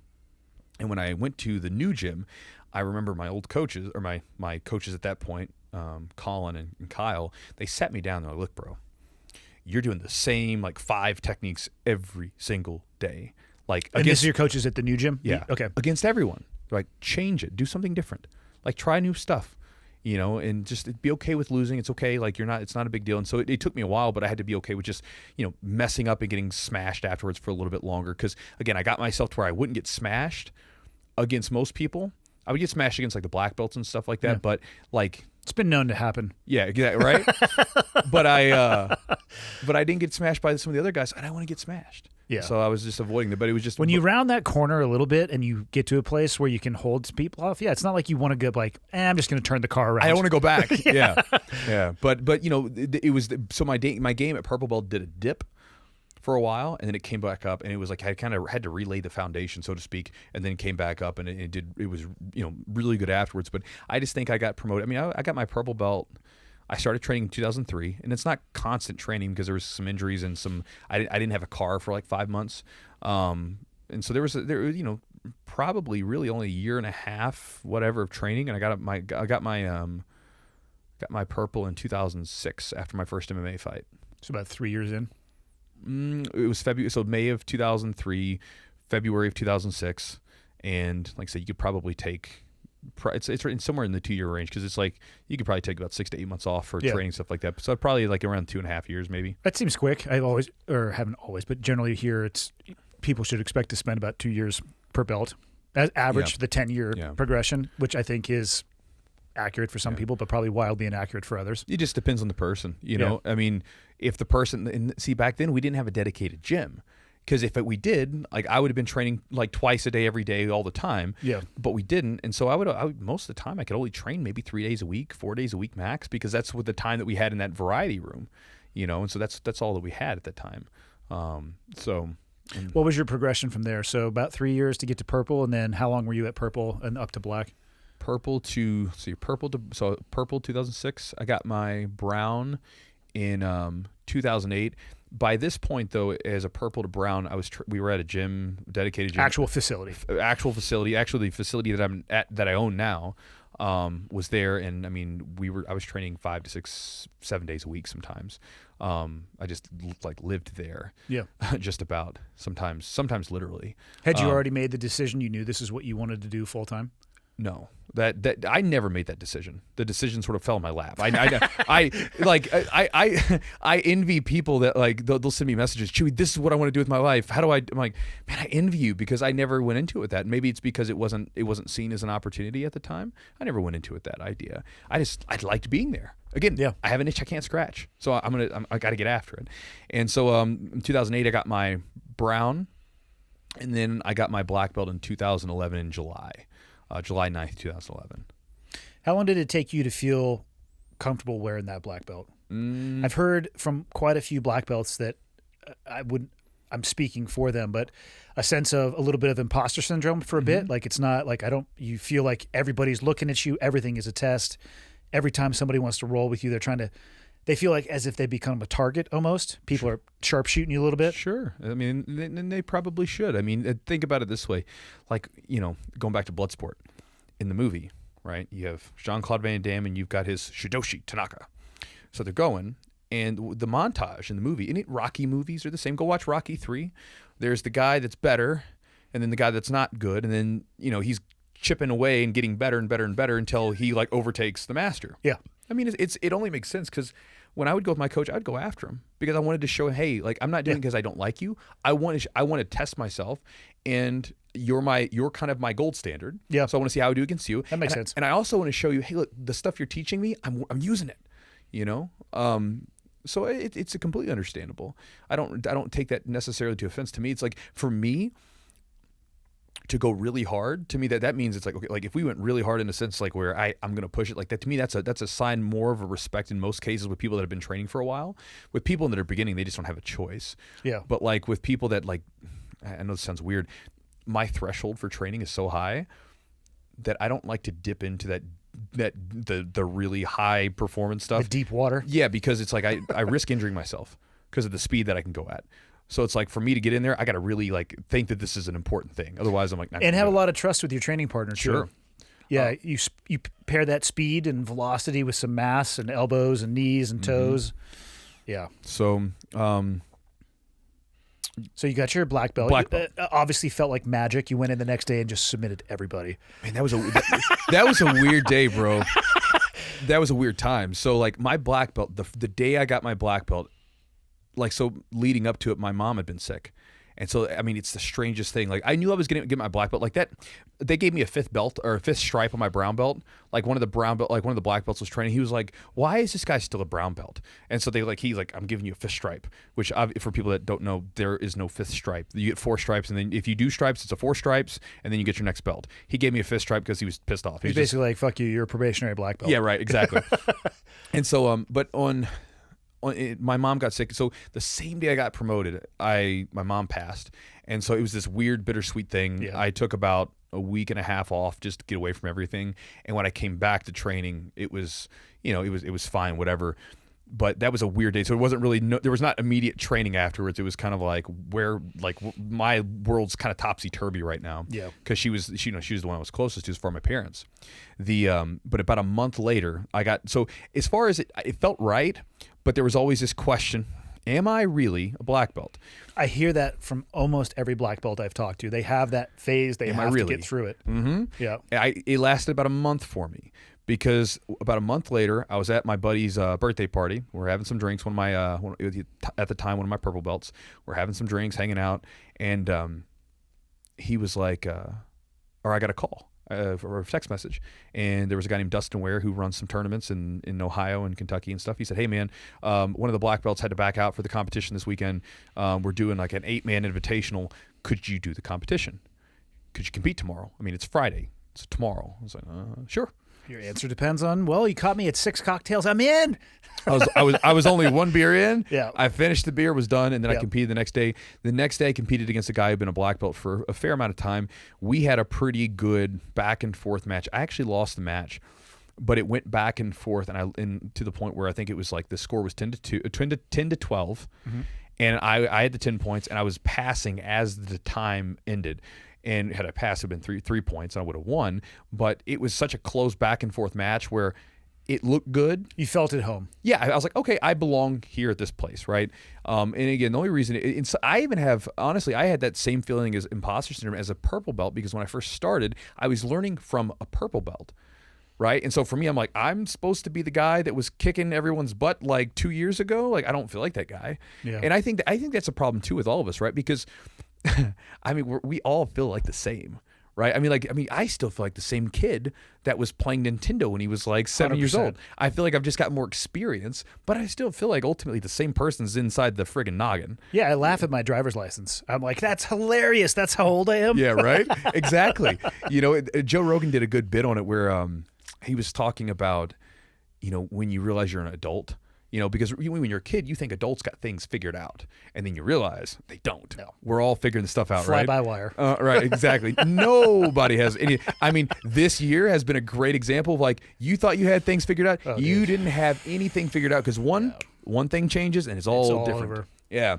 But his joke is that like you go to the grocery store and the bag boy looks at you and says, "Sir, do you want paper or plastic?" And he's like, "Sir, I'm an adult now." Sir, like, oh my God, you go through this whole like mess of thoughts. So yeah, I just feel like, again, a lot of times especially with jiu-jitsu, things happen so gradually. I remember when I went from being a like really chunky big kid to being like in shape kid. I started having like muscle show, and everybody else would see this muscular kid, but then I'm still looking in the mirror, and for some reason I'm seeing a fat kid stare back at me. And, really? Oh yeah, I had bad like sort of body image issues because I felt so like about that. I mean, there's like almost no pictures of me during that time period because I didn't want to take them. Yeah. But when I got done, I was still looking. It's like I just didn't feel like that. I felt like something had changed, but it wasn't that much. Still like the fat kid. And with jiu-jitsu, everything happens so gradually. So you're getting better, whether you know it or not, so gradually, just little bits and percentages every single time you train. You don't really realize all of a sudden you sometimes you have to like do different things to make yourself, oh wow, I'm gotten pretty good. I didn't think about that. Like even like for instance, if you're a brand new person coming in, you might train for 3 months like we used to, where there weren't a lot of people coming in all the time. You don't even know if you're even getting any better until somebody new comes in. Yes, the new guy comes in and you're like, he can't do anything. I've had that experience, and I see people having that too. Travis does a great job of talking about this. I'd be like, listen, the person you're trying to do this to also knows this, and they know the defense. Yeah. So you're training with people who are also training.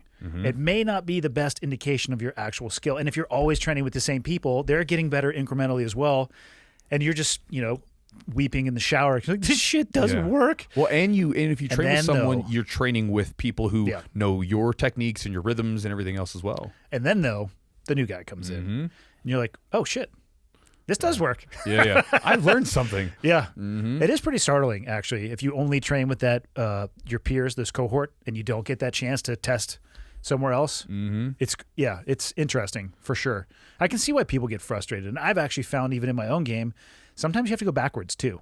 A little bit forward, a little bit back, a little bit forward, a little bit back. I think there's a lot of growth in the back too. Oh, I mean, like my purple belt phase where I had to kind of like dip for a while, and change as I'm changing my game and trying stuff I hadn't really messed with. There was definitely going backwards for a bit to kind of like, sort of put things where they needed to be. The frustration thing, I always got frustrated at times, but I never wanted to quit. Like I always hear people say about quitting because they get frustrated. I'm like, why? No matter how bad my day was, I was still happy I was there. Yeah. I was happy I was you training. leave in a better headspace regardless. Even when you're like the worst day where, I mean, this probably doesn't happen to you anymore, but occasionally you just go in and you're like, wow, I just got murked by every single person on. Nothing I tried worked. I know nothing. And you still leave there, like the sweat's just finally stopping. You're like, whew, I feel great. Yeah. No, I remember those days vividly. I don't have as many as I used to. But there's still days where I'm off, for sure. Just the skill buffer is a little different. But I remember those days, and no matter how bad the day was, it's like I was still happy I was there. Yeah, and you're better for it. I actually think those days where you struggle, I equate this to, when it comes to working out. It's easy to go work out on a sunny day where you feel great. The days I think where you grow the most are when you wake up and you're like, this is the last thing I want to do is go move anything. And then if you can get yourself to do that, that's where you're going to springboard forward. Oh, yeah. Because, and again, you notice you find so much more about yourself and what you're capable of and everything else when you're doing it in those conditions. It's easy to do things when you got a groove going and things are just kind of moving along with you. But when you got to like really fight and struggle to get the things done, it's a different ball game. The saying in the SEAL teams is everybody wants to be a frogman on Friday because that's usually when they wheel out the keg and it's shorts and t-shirt and flip-flops. All right. But on that Monday when it's rainy and you're like, yeah, you're going to be in the ocean for the next 8 hours. Fewer people want to be a frogman on Monday. Well, and this goes back to the magic argument, right? Everybody wants to have the magic of the musician, the jiu-jitsu fighter, the this, that, whatever. But it's like, you know, are you willing to just even like getting in shape? Like you want to lose some weight? Well, can you just can you just do this like simple things over and over and over and over again consistently? There's really no secret to it. It's basically just about discipline and consistency. People don't like hearing that there's no secret. I know, well, because there's always been secrets. Even people sell secrets. Or hacks. Or a hacks. life hack. The that hacks. one actually drives me nuts. Oh my God, the hacks. It's like the shortened, like I don't even like, I've talked about this before on my channel before. I don't even like the short roads because it's like, so the shortened, like I don't mind having like a good path. Like, so for instance, coaches to me are guides. They're not like parents to spoon feed you. They're there to say, hey, listen, I've got a path. This is pretty good. I've found a few things along the way. Watch out there. There's a snake pit or something there and do whatever. But if you follow this path, there's some stuff going on. But at some point you got to go kind of blaze your own trail, right? That's how I look at coaches. And so, you know, they go across and do that. But there was a point I was trying to make and I lost my space. What were you just saying? I don't know. What the hell was I just I don't saying? know. I just lost I had something good that I was going to talk about. Hacks. Oh, the hacks, yeah.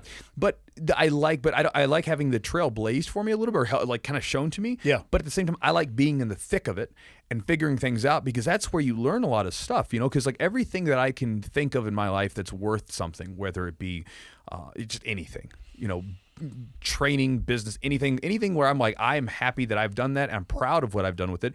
It's a success that's built upon a pile of failures. Right. And so it's like, I look at that and so I'm like, I don't want the short road. I don't want the hack, because if you get the hack and let's say you get some sort of success, well, you're missing all the stuff that leads up to it that'll help that become sustainable. Yeah, you can't hack experience. And that's the one thing that I think is the issue with that. It's kind of like you described your purple belt game. Super, super narrow. If you stay inside the boundaries of the hack, you're going to be okay. But if you get pushed into an experiential place where it's missing, done. Stand by. Yeah, you just can't hack that experience.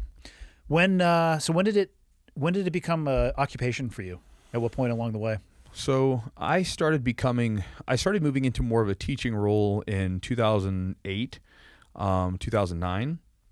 2009 was where my coaches started to kind of, for different reasons, for mainly work related. One of them, their wife, got a really great job in Mexico, so she had to move, and the other one, his wife, lived in Brazil, so he had to go down there. And so, you know, kind of here you go, like you're going to be kind of the guy now. This is around 2009, which I remember my first like teaching teaching and then getting guys ready for a competition.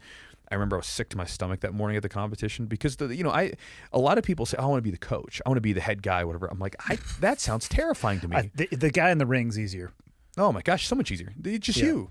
But if you're the guy where every day people come in, they have goals, aspirations, dreams, they have things that they want, and then they're looking to you to be the guy to help them get those things.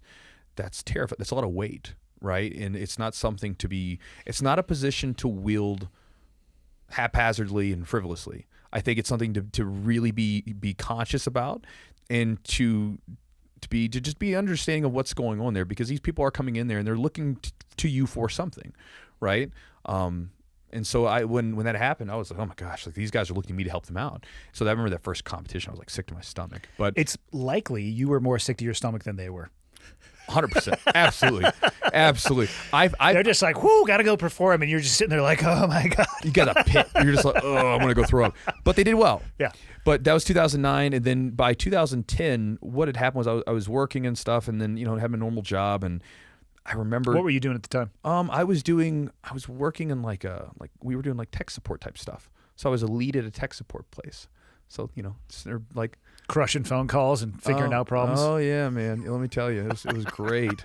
I remember when I first started those kinds of jobs, they were awful. And I was sitting there, always thinking about jiu-jitsu, enjoying that, training all the time. I would literally leave work immediately, go train. I would train for like 4 hours a day.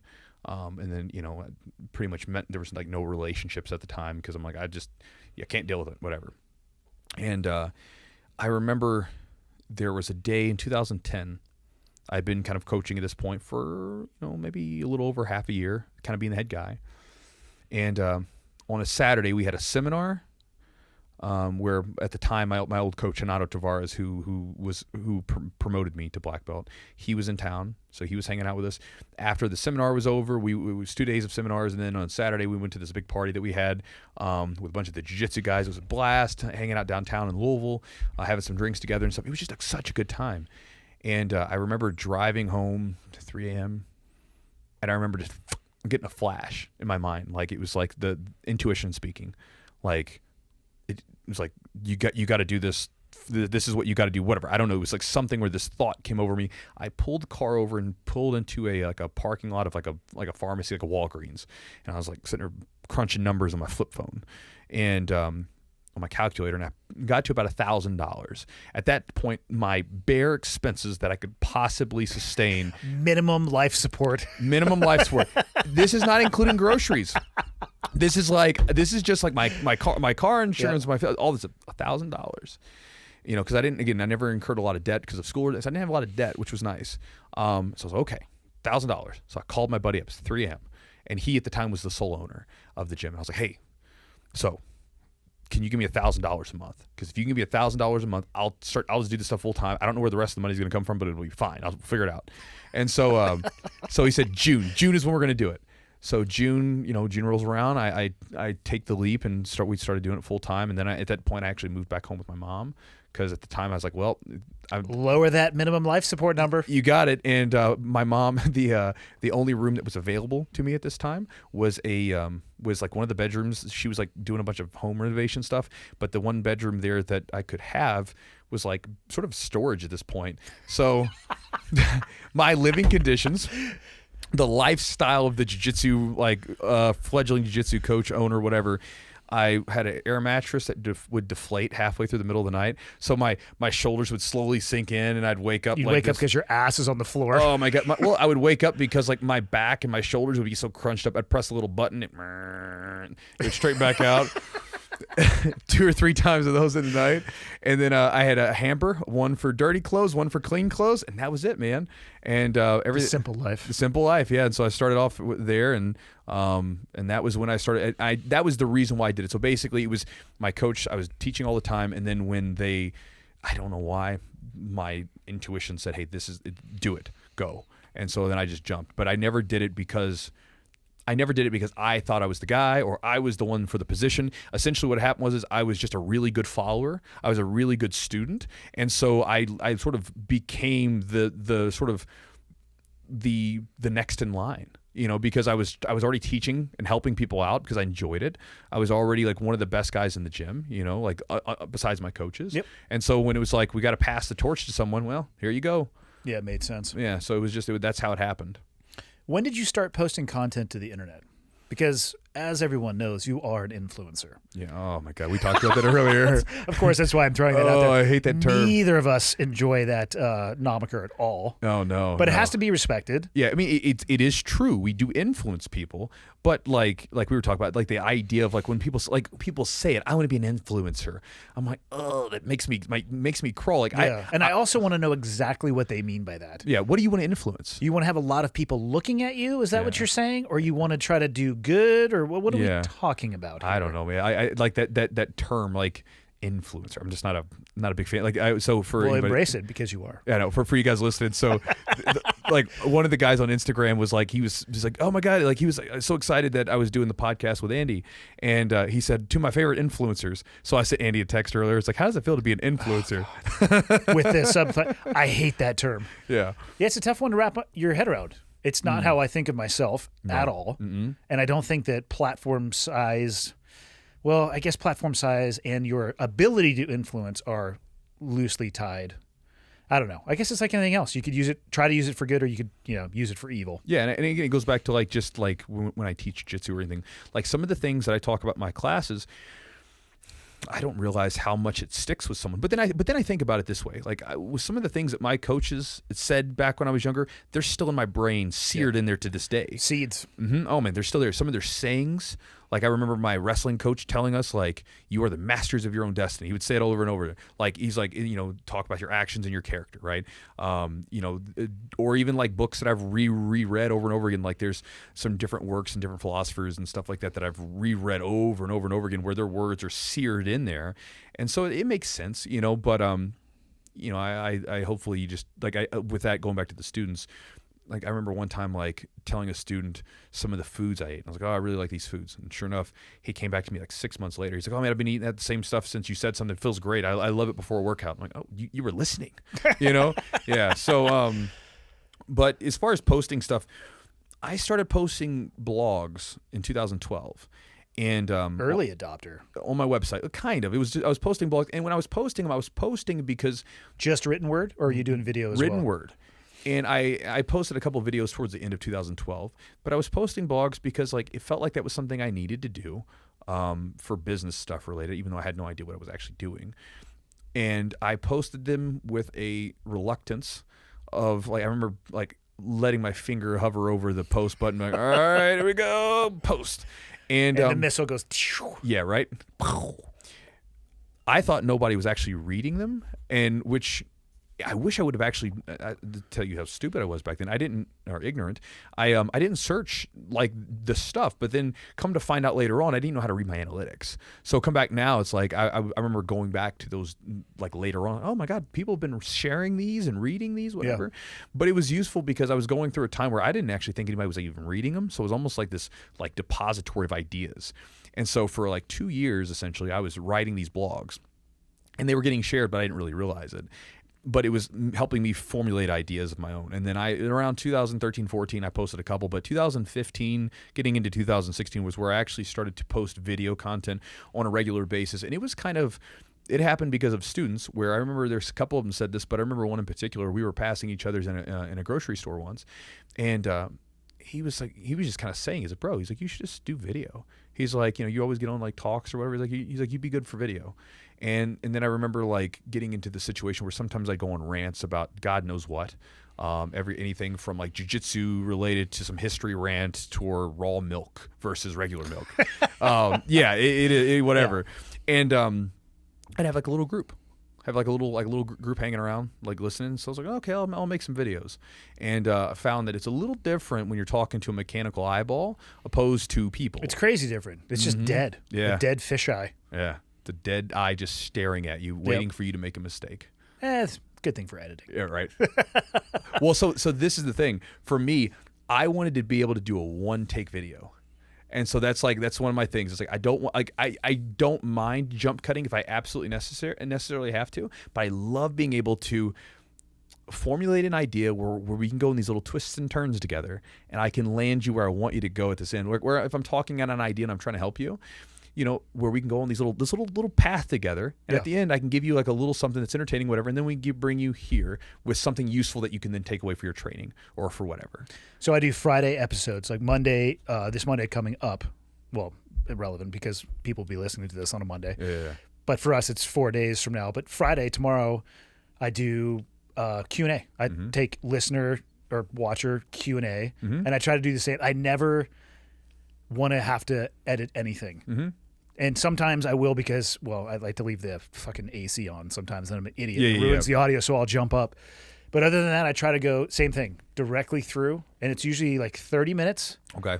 4 to 5 different topics. I try to pick different topics, but it's a fun journey, an exercise to try to navigate the twists and turns and land there at the actual point you think you want to make. Well, and I like it because it's a skill, right? Like, because I feel like if I'm too reliant upon the jump cuts, then I'm becoming a good editor.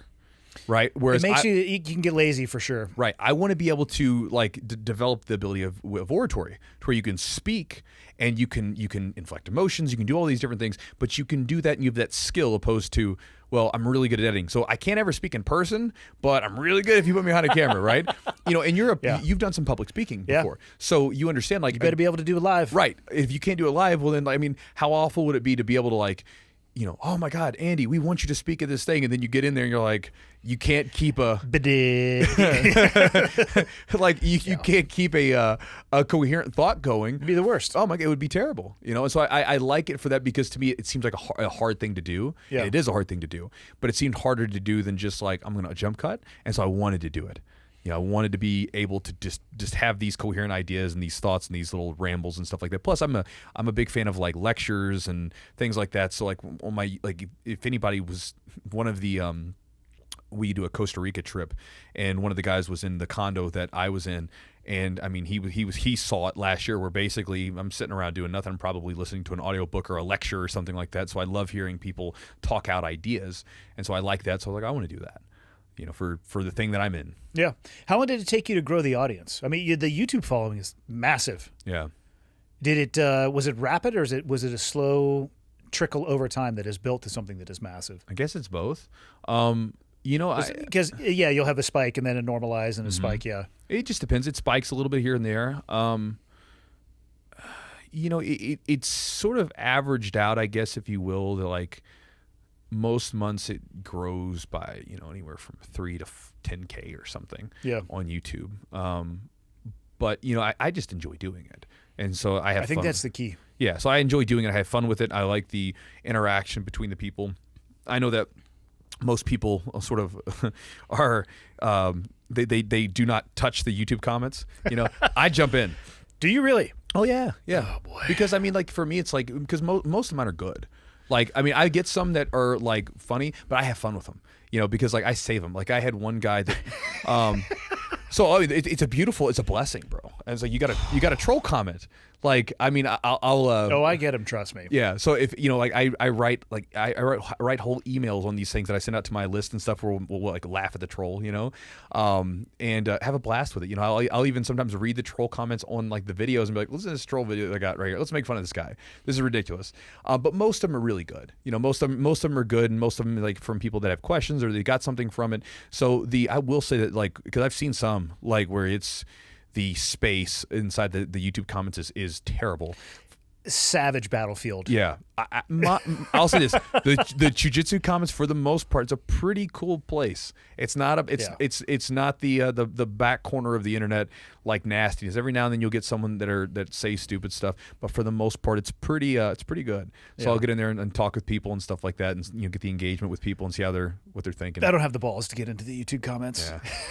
I'll stick with jumping off of buildings. I don't think it's the balls. I think that, it's one of those things, because I mean, especially if you're getting like haters and stuff, like, it's not really balls as so much it is like, why waste your time? Yeah, I don't see it as haters. I see it as people coming with fully baked opinions that are actually not interested in a conversation. They want to have a screaming match digitally, which I don't enjoy. Yeah.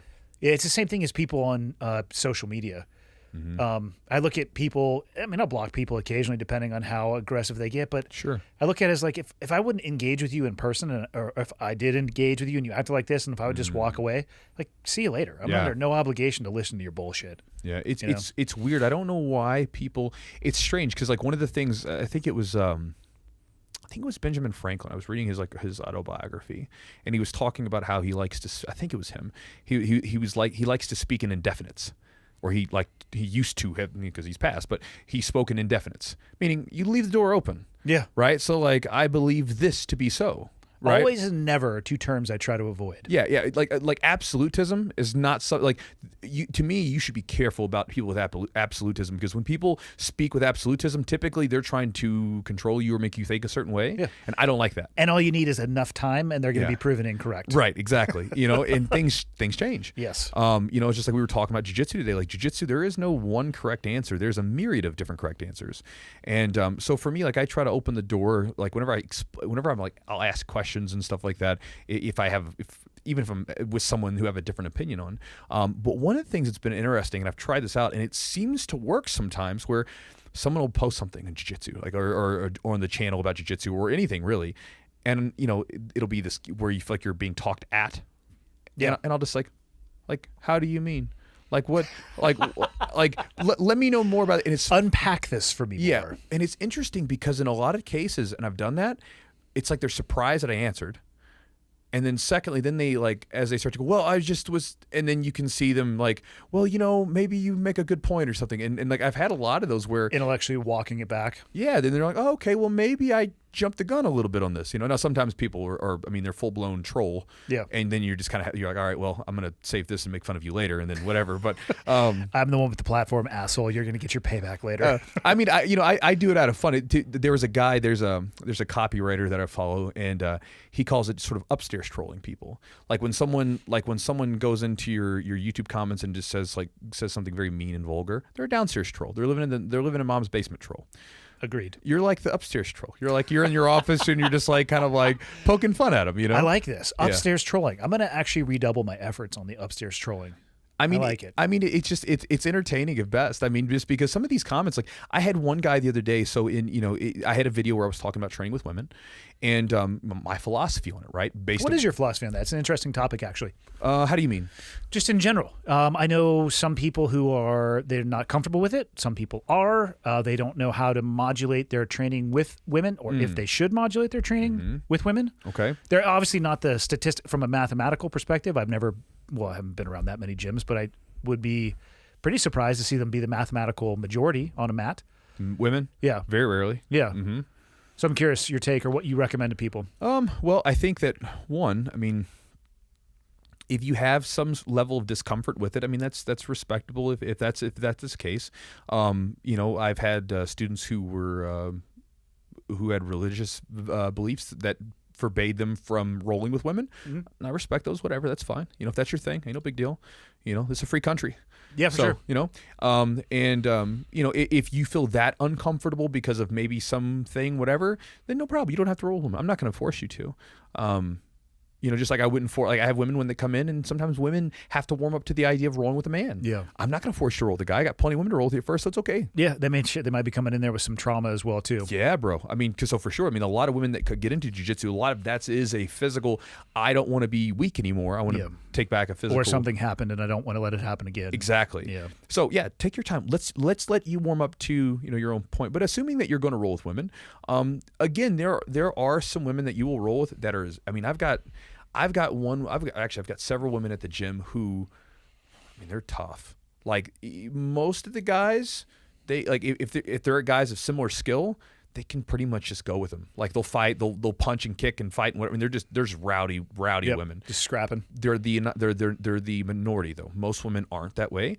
And so typically speaking, I honestly treat it just like this anyway. I modulate my rolling most of the time based upon who I'm training with, because there are times where we're going to do competitive rolls, a competition style roll, and in that scenario, I'm going hard and I'm giving you no space. I'm going to try to break you, right? But if you're doing a competition roll or preparing for a competition, that should probably be understood on both sides. Right, exactly. If it's just a shock to the person you're going with, that's kind of fucked. Yes, exactly. Sorry, welcome. Yeah. It's a tough day, right? Yeah. But for the most part, I'll modulate my training because it's like for me, I don't really get much out of it, even if I especially the skill that I'm at. If I go with someone I don't allow any movement, it becomes very boring.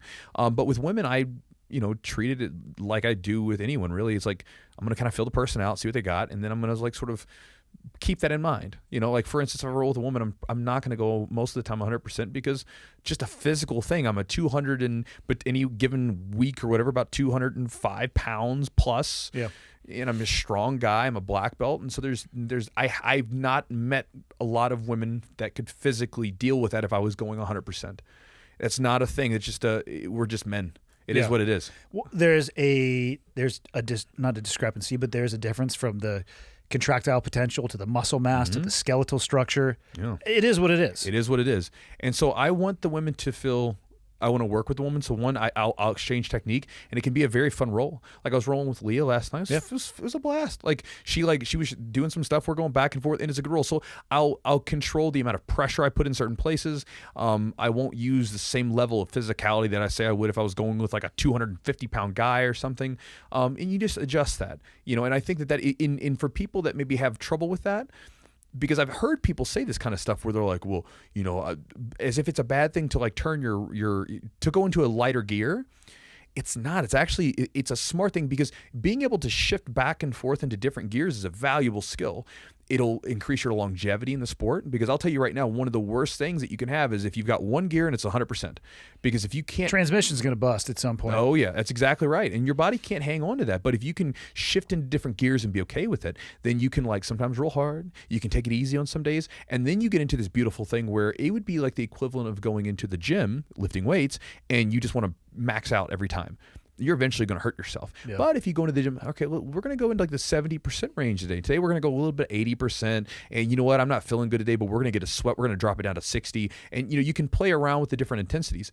You can do the same thing as you get more experience in jiu-jitsu. And so it's that kind of thing. I think it's one of those things where you always have to be conscious of your training partners on some level, whether it's a man or a woman. But there are obviously just different, in most cases, inherent differences between rolling with like a man and a woman. And so it's no big deal. You just adjust to them and you keep on going. Yeah, I get asked actually relatively often about is it awkward to, you just hit yourself directly in the face with it. The damn nose. Yeah. You're going to break your nose again. Now people say, hey, is it awkward to roll with women? And I have to think about it for a second. It's like, I guess only if you make it awkward. Yeah.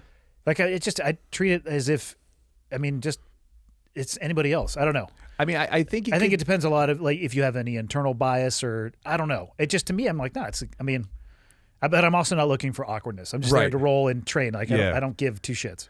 I think maybe you could look at it awkward if you cannot separate a woman from like a sexual object, maybe.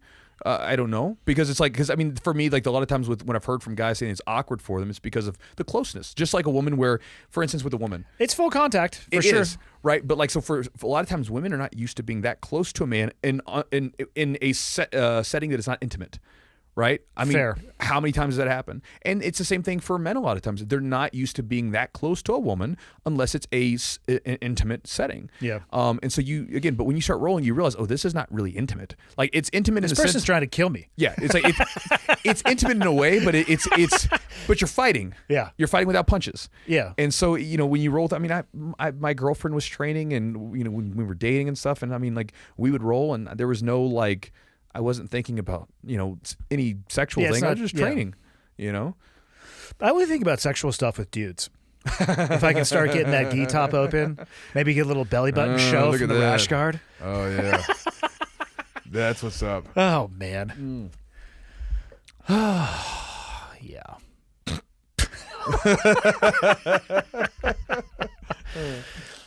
It's always so funny that that was something in wrestling. I always noticed that we used to just call it gay humor, where you're just like messing with. I don't know if it's allowed anymore. I don't love know it. I don't know if it's. I mean, we jiu-jitsu. I mean, I'll say this: like jiu-jitsu rooms, like most of them are like the most. They're still inappropriate, and they're like some of the most un-PC places. Correct. Like, and I mean this from even with the women. Right, like for instance, like I've got a crew of women that train. I got a whole like women's class, and they're just as bad as the guys. They have their own version of it, but they just say whatever the hell they want to. They're just as savage as guys. Of course, that's what I'm saying. But like, I walked over one time and I was listening to him. I was like, all right, cool. Like, I'm glad to hear it. I'm glad to hear you guys being inappropriate because it makes me feel better. Yeah, about being inappropriate. Yeah, and I mean, like, God, we make so many crew jokes. Like, we make jokes inside the gym. And again, it's a wide swath of people, like job titles, colors, everything. And I mean, we make all the most inappropriate jokes, and we have a blast with it, you know. And but there's that connection though too, the camaraderie, the suffering, and but that's the humor too. Mm-hmm. Some of my best friends have senses of humor that are so dark that people would just drop dead with the shit they say. Yeah. And I'm dying, like pull my car over, dying laughing.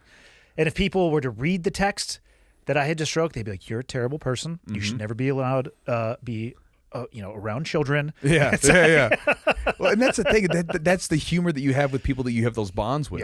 Yeah. Where You got to have the bond, though. Yeah. I'm sure you guys probably did it like in the SEAL teams and stuff. You probably were just constantly ragging on each other, right?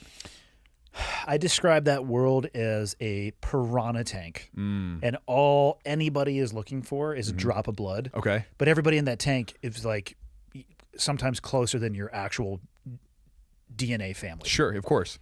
So I was looking up. Do you know there's some theories on it on why we rag on each other.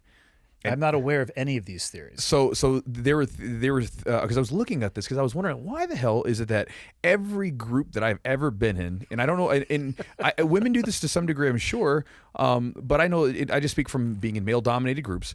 Every male-dominated group I've ever been in, we rag on each other. It's just what we do. And like you said, we just look for. We find anything, bro.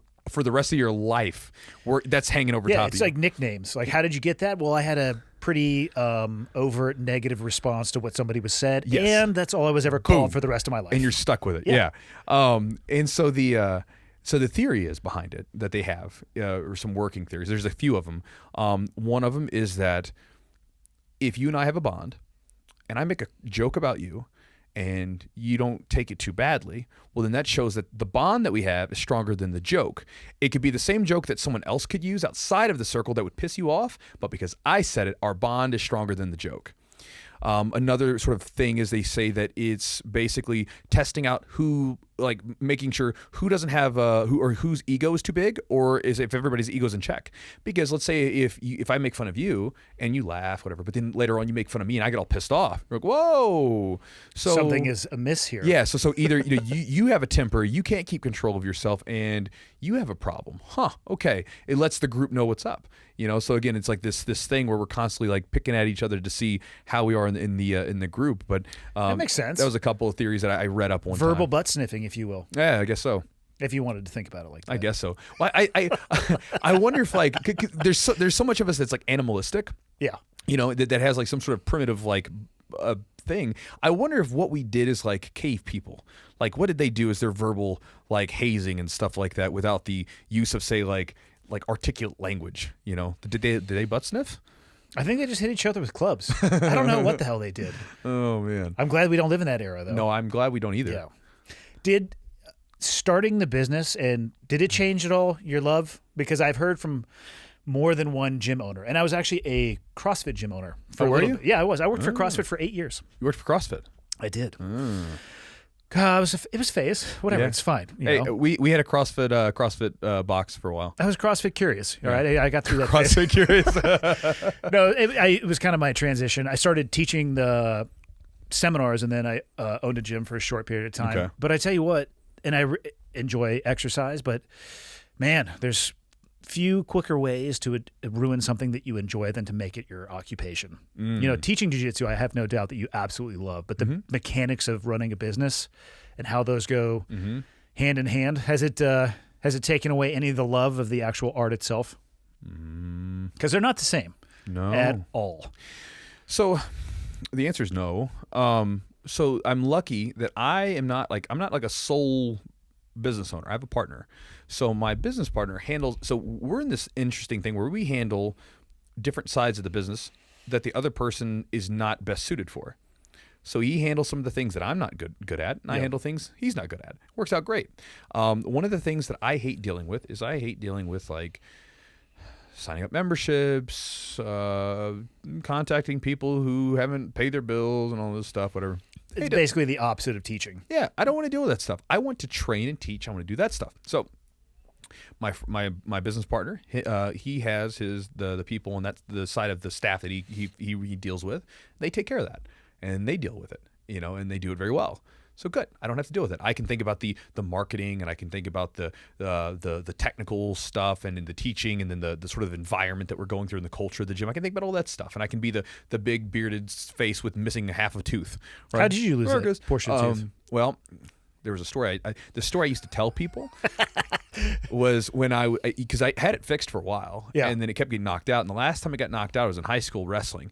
My senior year, I was going against this kid, and he headbutted me, and he like knocked out the cap off. That'll of it. do it. Yeah, and so it knocked out the little cap that I had, and I was like spit it out, and I went and tossed it to the side, and I went and like I was pissed off, and I stuck the guy, pinned him in like the next like 20 seconds, and everybody thought that's how my tooth had gotten chipped, and so they were like, oh man, he got his tooth chipped, and he just that's how the chip filling got knocked out. Exactly. How it really got chipped was when I was a kid. This is around like 6th grade or something. My little baby sister would come into my room, and we would watch movies at night before you go to bed. And we were she was watching Land Before Time in my bedroom, Littlefoot and stuff. So she's watching that, and she wants to watch it again, but it's like 10 o'clock, and I got to go to sleep because I got to get up early in the morning. I'm like, Faith, we got to go to sleep. And I hear her like wrestling around and like grabbing something. What is she doing? So I looked down. I said, Faith, what are you doing? And she like pops up and she throws like a hard Super Nintendo game, like a Ninja Star. So this Super Nintendo game comes spinning and boom, knocks out my tooth directly in the tooth. Mm-hmm.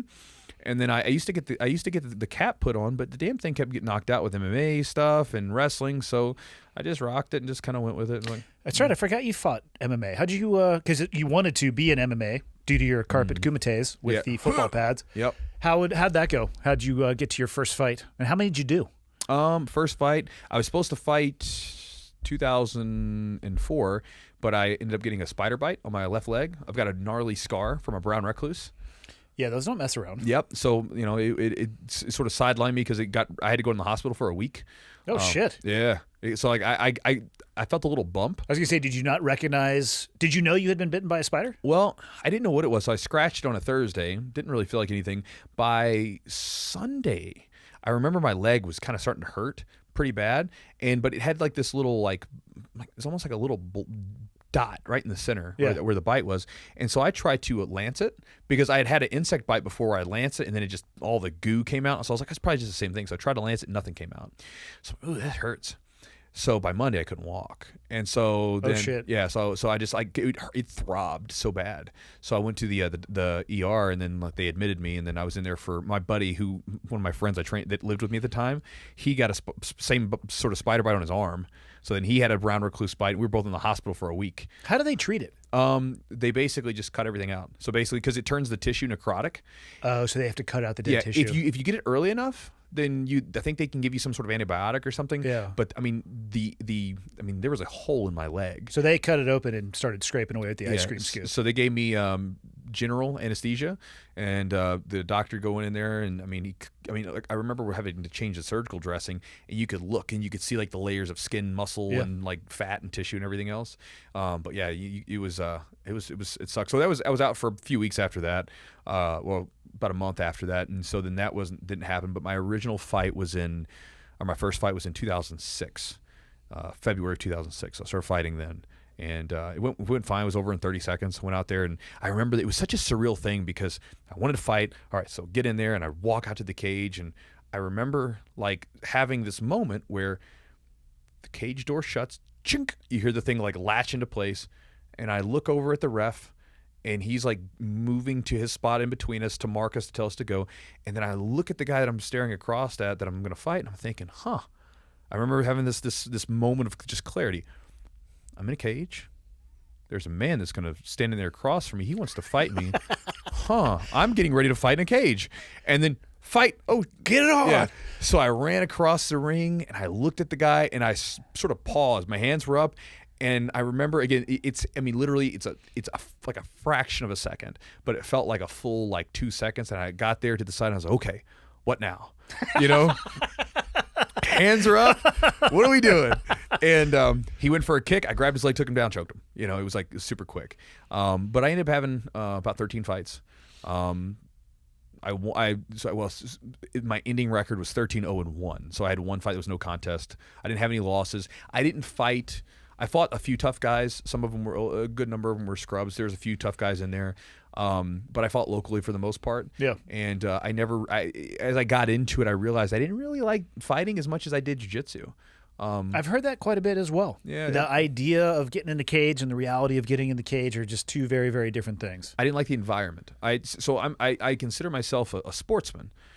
I didn't like going into the environment where you're surrounded by knuckleheads who like, it's this bravado thing, this machismo, this like, thing where you get these guys in there that are just trying to be tough guys and they're mean mugging everyone and they're whatever. I'm like, look, man, like I'm here to fight you. This is a test of myself. I'm not here to like, I'm not here because I just got off the street and this is the only thing for me. I'm doing this because I chose to do this and I just want to test myself. Yeah, it has a value for you. Yes, and so jiu-jitsu, there's an environment where in most cases, this is not always the case, but in most cases, you can compete, and there's this sort of gentlemanly nature where we're going to compete against one another. It's all good. Most of the time there's not animosity afterwards. But these fights, you'd go there and these guys, everybody's like looking at you. I remember my first pro fight. Get there to the casino, and we're professionals now, so we're getting paid to do this fight, right? Like legit, they're gonna give us a check afterwards. Like, oh man, it's gonna be good. And my fighter that I was going against was from Georgia, so we drove up 6-7 hours. So like, I came up to him, at the weigh-ins, like they take pictures. No, there's no cameras, nobody's here. No, it's not the UFC. There's none of this is going off. There's like moms in the corner. Yeah, well, I mean, girlfriends. Yeah, this is just like, this is the weigh-ins. So this is just like, it's the fighters, their coaches. Everybody's got their Pedialyte and their drinks and stuff. Yeah, ready. get on the scale and go rehydrate and eat some food. Yeah, there was no face-offs or anything. So I get weigh in and I'm looking, see my guy. Oh, you're my guy, Marcus, right? Nice to meet you, brother. I'm Chewy. I'm from here, whatever. Like, look for tomorrow. Let's put on a good show for him. And I extend my hand, and he did this. He puffed up, and he just kind of just nodded at me. So I remember holding my hand out and going, I'll see you tomorrow, Yeah. There's only one option left, and that's to smash that motherfucker. Oh, man. And so during that fight, there was two people that would fight. There were the guy, if we were cool beforehand or if we were not cool beforehand. And so if we weren't cool beforehand, I literally was fighting where I just wanted to rip your face off because you were a disrespectful prick, and I'll be damned if I'm going to lose to you.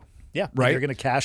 I am now going to cash the check that you wrote the other day. And so I would typically run across the ring and just go after these people. I mean, there was no touching gloves. I remember one guy was talking stuff. They had this big thing, the big screen or whatever. At this one fight, and there's 3,000 people out in these crowds. It's a big crowd for us.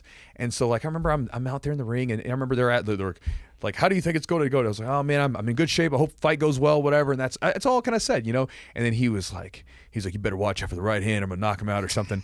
And and I remember being in the ring, and I saw it. I was like, that mother. So I turn around and he extends his hand to touch gloves, and I remember swatting. I said, "Fuck you, we're not touching gloves. Yeah. You said you're gonna knock me out. Let's go." But then there were the other guys where beforehand we would be very respectful. We'd go out, touch gloves, and then we would have this sort of fight and exchange of skill and see what happens. And so those were the two sort of Dr. Jekyll and Mr. Hyde sort of personalities that would come out. But it was fun for the most part. I didn't like that atmosphere. I like the atmosphere of the sportsman where we can compete and do something, and there's not so much of these guys trying to puff up and be tough dudes. Yeah, it seems like you've got a pretty substantial jiu-jitsu competition career as well too. Just more enjoyable. Yeah, I enjoyed it. It's fun. Less chance of two black eyes and a broken face. Less damage, way less damage. Yeah, you don't walk out of hell, dude, I had fights that were like 30 seconds long, and I'm like, man, my ankle's hurting. Because the intensity's so high. And then again, I like the environment of after it's done. You're just done. It's it's cool that you had your matches and stuff like that, and that's that. And you can go and do whatever you want to tomorrow. You don't have to be banged up, and there's no serious long-term brain damage from getting rocked in the face over and over again. And, hopefully no TBI. Yeah. It's possible. Yeah. In which the thing is if I loved it and I loved being in that environment, I mean, then what? We're all gonna go. We're all gonna die at some point. Better you do something that you love doing. Right? I mean, just the way I look at it. I mean, because again, that's one of our only certainties, right? We don't get out of this thing alive, right? So it's I'm going to, but yeah, of course. Yeah. You found the fountain of youth. Only me. I'll take only myself. That's right. I was thinking about this. Death is the only thing really you get to do once, other than being born. Only once. So death, birth. What else do you get? I mean, it's one of those things, right? I was going to say, it's an experience in and of itself. Not that I'm rushing towards that particular end gate, but of all the things you get to do in your life, that one's it's a one-timer. Yeah, I think about that all the time. Like we have this obsession with death because we don't know what happens, and then especially in our culture today, like our society, we've got such a cushy lifestyle. We're so separated from death. We don't see the animals that are killed. Yeah. We don't see our families really when they die. Like it's like everything's so disconnected. It's this thing that we're not around. And I even see like where people like they hang on to, for instance, like even like with jiu-jitsu, like if you do jiu-jitsu, you're going to get injured at some point. 100%. 100%. It's going to happen. It may well be you just being a dumbass and tripping and posting where you shouldn't. It's happening. It's going to happen. Yeah. I mean, but the thing that I say to people a lot of times too is though, if you just live, you're going to hurt yourself at some point. Yeah. Yeah. So it's like or imagine if you lived a life where you tried not to hurt yourself. Imagine the experiences you wouldn't have. There we go. And that's the thing that I always tell people. I'm like, look, I would rather wear out than rust out, or excuse me, like rust out where I didn't use it. I'd rather wear myself out than rust out. I don't want to get to the end of my life where I'm like, you know what, my shoulders are great. Like I'm getting ready to kick the bucket, but you know what, man, my knees are fantastic. I could go, it's like I want to be crawling across. I'm like, just put me out of my misery. Just like, your last breath, you cross the finish line. Yeah. Yeah. I mean, because it's like you think about like I'm a history geek, right? And so you look at the human experience at different time periods, and you think about how lucky we are to live in a time where we have a fairly long life expectancy and the comforts that we have now. I mean, the comforts that we have now, we live like, people don't think about this because it's all relative, because it's relative wealth. Yeah. It's like we have the phone. That phone has more information in it than like it's the first space shuttle. That's ever existed. You have more information at your fingertips than human has ever had at any time in history ever. And it's like, but he's got a Maserati. So who gives a shit? Like, if you want a Maserati, go save up for it, figure it out, make some better money, get a better job, whatever. But like the abundance, take a moment to appreciate it, and the level of abundance that we have is there. And so when you look at that, it's like, man, like it just, you got to take a step back, because we hang on to that, we cling to the comfort, we cling to this like safety, we cling to all these things, and you're like, this is like a first time. Like these sorts of things have existed in sort of different periods of time where there was like relative peace and safety, but the level of, we live like kings at this point, at some point. Well, and I think clinging to comfort is very dangerous. It doesn't make you well suited for adversity, which is going to happen at some point in your life. Just like if you do jiu-jitsu, you're going to get hurt to some degree. If you're doing, laps around the sun on the planet, you're going to face adversity at some point. Sure. If your number one move is to cling to comfort, I mean, this year, bro, this was a big one. Tell me about it. And it's like we were talking about at lunch, seeing people who they really are when they get pressed. Yeah.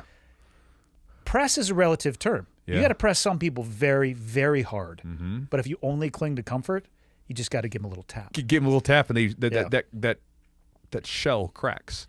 I think the thing that gives me the most appreciation for life was the amount of time that I spent around death. To be honest. I mean, you want to talk about a stark comparison, black and white, or however you'd want to do it, the darkness and the light, but being around that environment, seeing some of the most amazing people that I've ever known, it's just like there one minute, gone the next minute. Like, how can you not be appreciative of every single second that you have, or being involved in places where you're making the decision on who lives and who dies? Like, you come out of that a different person for sure. Yeah, you probably have a level of appreciation for, especially if you take a step back and just think about it, you probably have a level of appreciation that most people can't even understand. I'm about 18 months into a divorce right now, and definitely the lowest time of my life, and I'm grateful for every single day of it. I've learned so much about myself. I've gotten to know myself better. I've continued, I had to find outlets that were not traditional for me, whether that be talking to a therapist or physical outlets, or I'm the things that, don't get me wrong, I'm not saying that divorce is a great thing and it should be avoided at all costs, but for me, I have grown because of it as a person, and I'm thankful for that. Yeah, that's a thing. We're in a situation where we always want to be up. We always want to be on top. But a lot of times, kind of going back to some of the stuff we've talked about, most of the useful stuff that we have happens when we're sort of down. Yeah. There's a really cool story that a guy, name is Robert Bly. He does these different storytelling things or whatever, but he has a story, and I'll keep it short because it's it can be getting longer depending on how you tell it. But essentially, this guy gets out of the job that he was doing. In this case, he was saying the military, and the guy gets out and he's looking for work. And so this guy says, well, if you come down to this place, I've got a job for you. Okay, so this job's in the underworld. So this guy goes into the underworld and he's going there, and the guy says, what do I need to do? He's like, okay, here's what you're going to do. You're going to chop wood, and you're going to keep these 3 cauldrons cooking. So you got to chop wood. You're going to do this for 7 years. Keep these cauldrons cooking, and whatever you have, whatever wood shavings are produced from chopping the wood, just sweep them behind the door, and then I'll come back and pay you later on. And you're not allowed to trim your nails. You're not allowed to cut your hair. You're just going to chop wood and whatever. So for 7 years, this guy's chopping the wood, and he wasn't supposed to look, but he looks in the cauldrons, and he's seeing the people in his life that did certain things to him. They're inside the cauldrons cooking. He puts the lids back on. He starts adding extra extra wood, whatever. So the guy comes back after the time had elapsed. He said, okay, you did a good job. You got kept the cauldrons cooking, whatever. And, the guy says, okay, well, what's my payment? So the guy, moves the door and he sweeps up some of the wood shavings, throws them in a sack. Here you go. And so the guy, he's pissed off. He's like, gave me wood shavings. Well, when he goes back up to the regular world, and there's more to the story, but we'll keep it to stop it at this point. When he gets back up to the regular world on the surface, that sack becomes gold, right? And so the sort of the symbology behind that story is like, you think of the wood shavings, all that, like when you're down in the dark, deep pits dealing with these things and really cooking with that stuff. A lot of times the what we think is garbage that is produced from that process, that's the stuff, when you get back to regular stuff, when you're coming back out of it, that's your gold. That's what you have that's worth something. It builds the foundation of who you are. Exactly. If you're willing to go through it and not around it. Yeah. Which, easier said than done. Easier said than done. And most people want to go around it. And I think, to go back to your point, you get these people clinging to comfort, and you push them a little bit, not awesome. Yeah. And so I think that this year, it's kind of like you said, it's given everybody at least a little bit of a tap, and you've had to readjust and pivot and change. Yeah, or fall apart.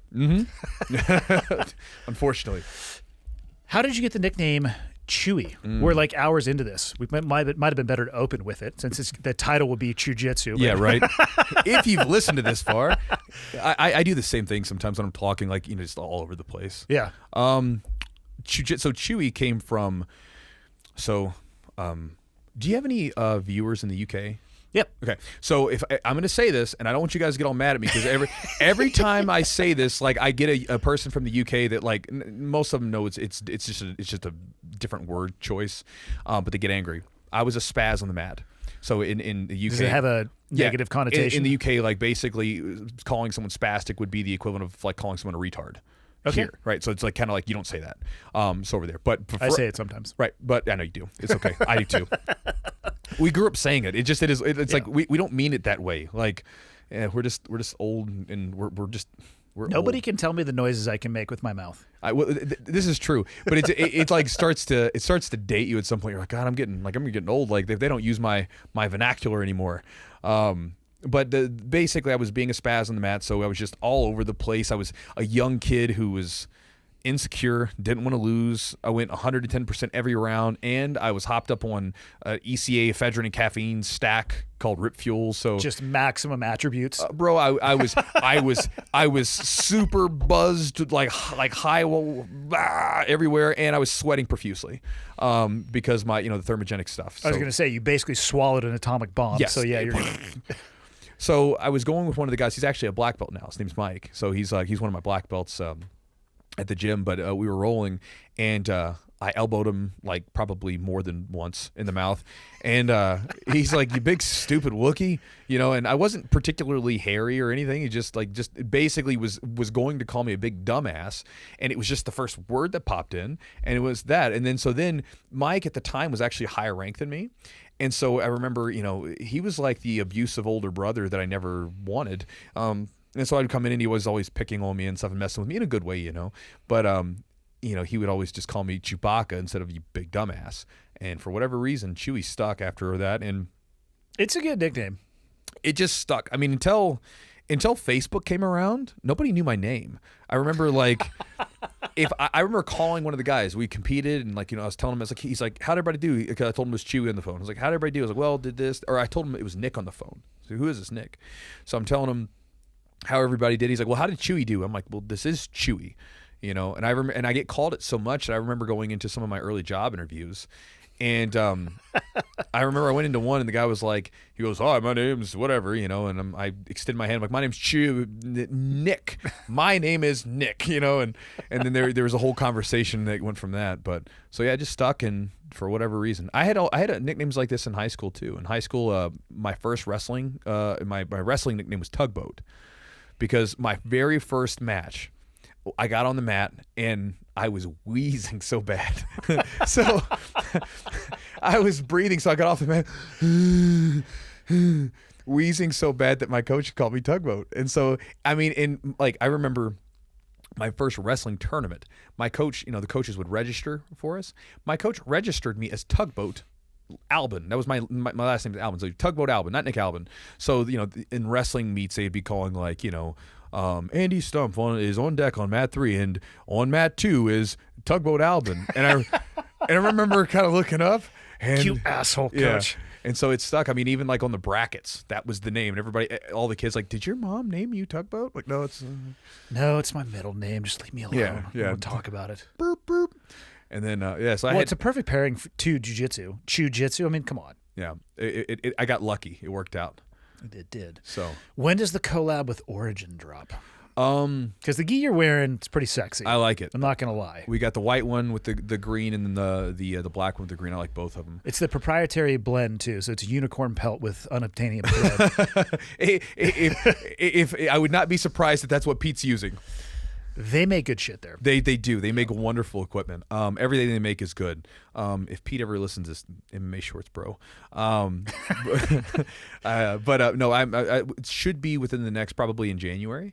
I don't want to sort of contend with the fat man jumping down chimneys. It's a good call. So I'm going to move towards January, and in January going to look to do it because I've worn their gis. Like I've had one of their gis for 2 years, and I've put that thing through the ringer. Yeah, and it's hung out great. And again, you know, for me, I'm a gi connoisseur. Like where I'm like, I look at the weaves and stuff, and their gis have unique weaves and they're different. It's not just like, because a lot of gis are made in the same place. I've been told that almost all gis are made in the same factories in Pakistan. Yep. Like one run ends, new label goes on, same thing. Oh yeah, like I mean, you could literally go there and say, I want that gi with my logo on it. Yep. Boom, there you go. Right, and so, but their stuff is different. It's very different weaves, different materials. I mean, I've seen those looms in person. So I went there when I met Pete, and he showed me around. You would think like high-speed digital. No, man. Yeah. Analog. Yeah. Like punch card type stuff to get the patterns in. Right. But their ability to crank stuff out is awesome. Have you soaked yours in olive oil yet? An olive oil? No. Well, I'm just saying, maybe it makes it harder for people to grip. It's no big deal. I was like, what? I was like, am I not in on something? Is that something you're supposed to do? I was like, I mean, imagine trying. So those weaves are tight. Imagine trying to grip that, but it's got olive oil. I will go for any advantage I can get at this point. I'll soak a gi in olive oil if I need to. God, but could you imagine like you trying to grab the person afterwards? Because that's probably going to leach out on them. I haven't mastered it yet. I'm thinking maybe just the sleeves only. The other option is that you go to what's referred to. Have you ever felt a judo double weave?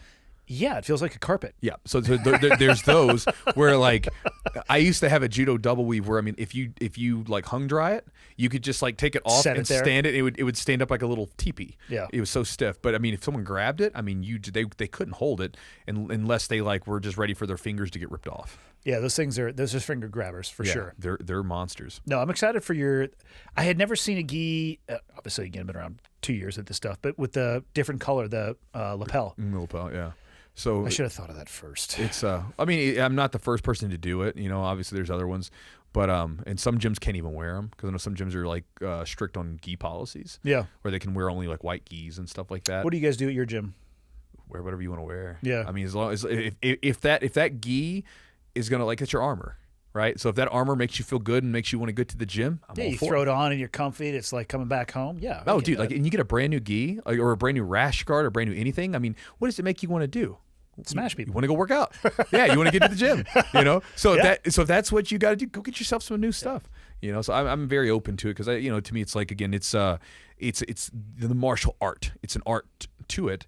And, you know, we don't have paint and stuff, but our movements are the brushstrokes across the mat, right? And so I want you to be creative. I want you to find what's going to work for you. I want you to be able to go down your own path. And so, I think everything that you do can be it comes into that expression, everything from the materials you wear and stuff like that down to the way you move. So it's amazing how personalities come out on the mat. Like you and Michael were talking about it towards the end, like how you can tell slap and bump, and then that first grip. Yeah. What are we about to get into? Is this death grip or is it light? And you know what? I'll just sit down. You take top. We'll figure this out. Yeah.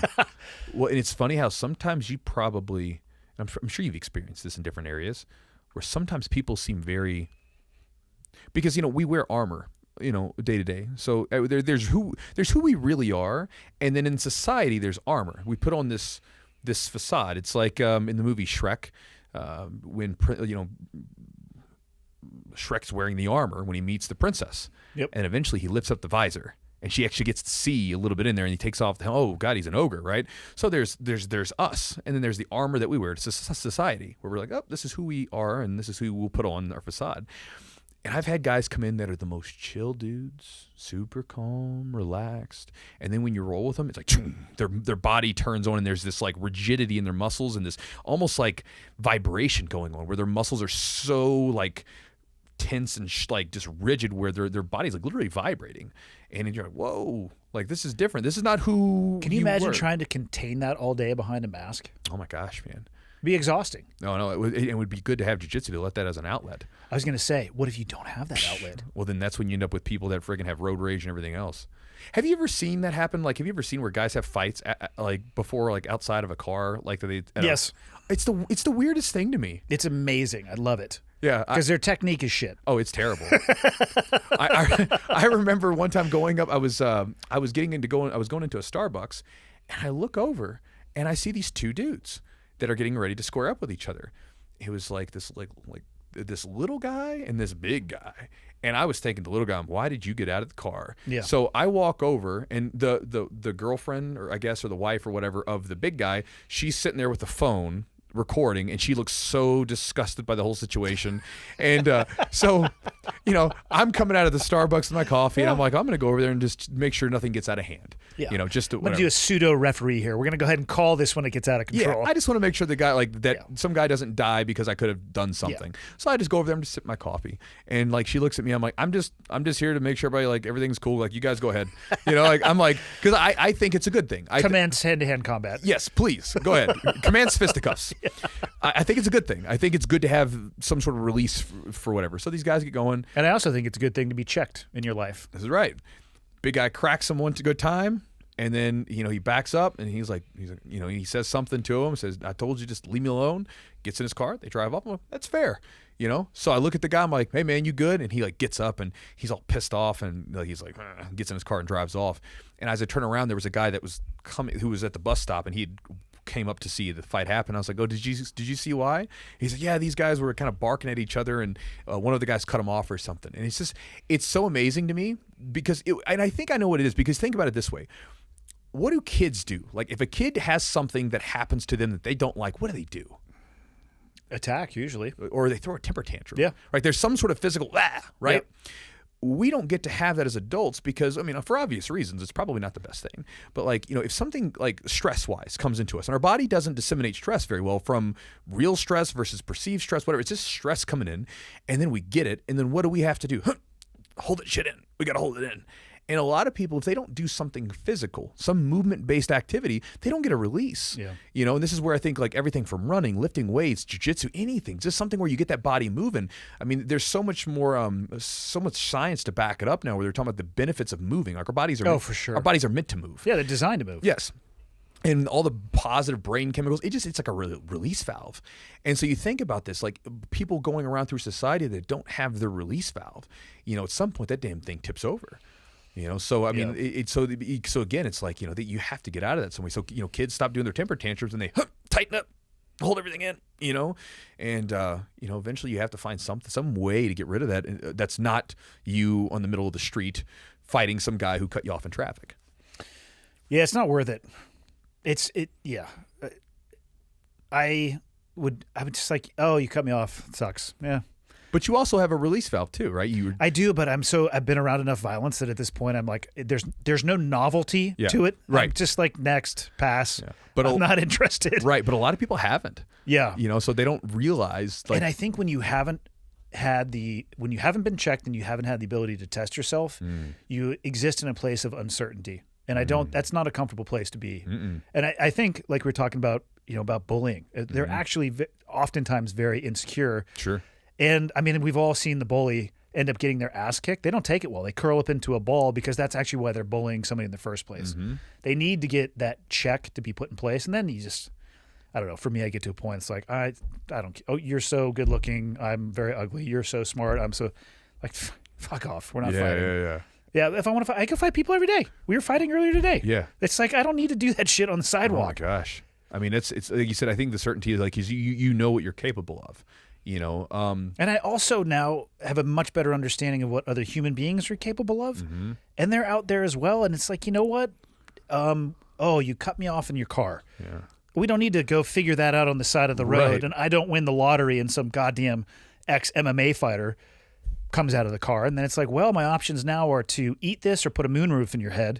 And it's like, I'll pass on both. Yeah. You know? What is that? What is that quote? It's I think it's something from Jordan Peterson / Carl Jung, where he's talking about like basically a person can only be good if they know how like dark or evil they are, and you can only be a good you can be a peaceful person if you know how violent you can be, something to that effect, right? Where I know the exact you know what what I'm talking about. Yeah, it's a peaceful somebody who's not capable. It's like not being capable of violence isn't noble. Right, exactly. Nobility is there's a lot of definitions of nobility, and I'm pretty sure I'm paraphrasing this incorrectly, but it's in that terminology is nobility is being incredibly capable of violence but willingly choosing not to use it. Right. And like, Carl Jung's idea was to understand your shadow, right? So to understand the dark sides of yourself, because they're there whether you think they are or not. Yeah. And so to kind of integrate those in, and I think jiu-jitsu, again, looking back, talking about being a better person, one of those neat things is for me, like I remember getting pressed in jiu-jitsu, and I used to be really bad about losing my temper, getting frustrated,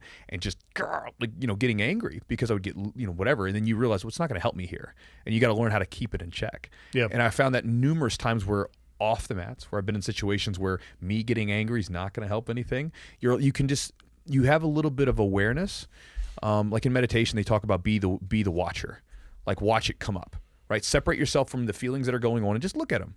And just sort of notice them come up so that you can wield them and choose. Because, again, you don't want to be taken over by an emotion that's not going to serve you, right? So if you feel this anger coming up, like especially in training, like maybe you get frustrated and you're getting ready to just like lose it. You can, I'm getting angry. That's not going to help me right now. Yeah. I've been in those situations before where I can... Getting ready to do some Pelican Bay Jiu-Jitsu. Right.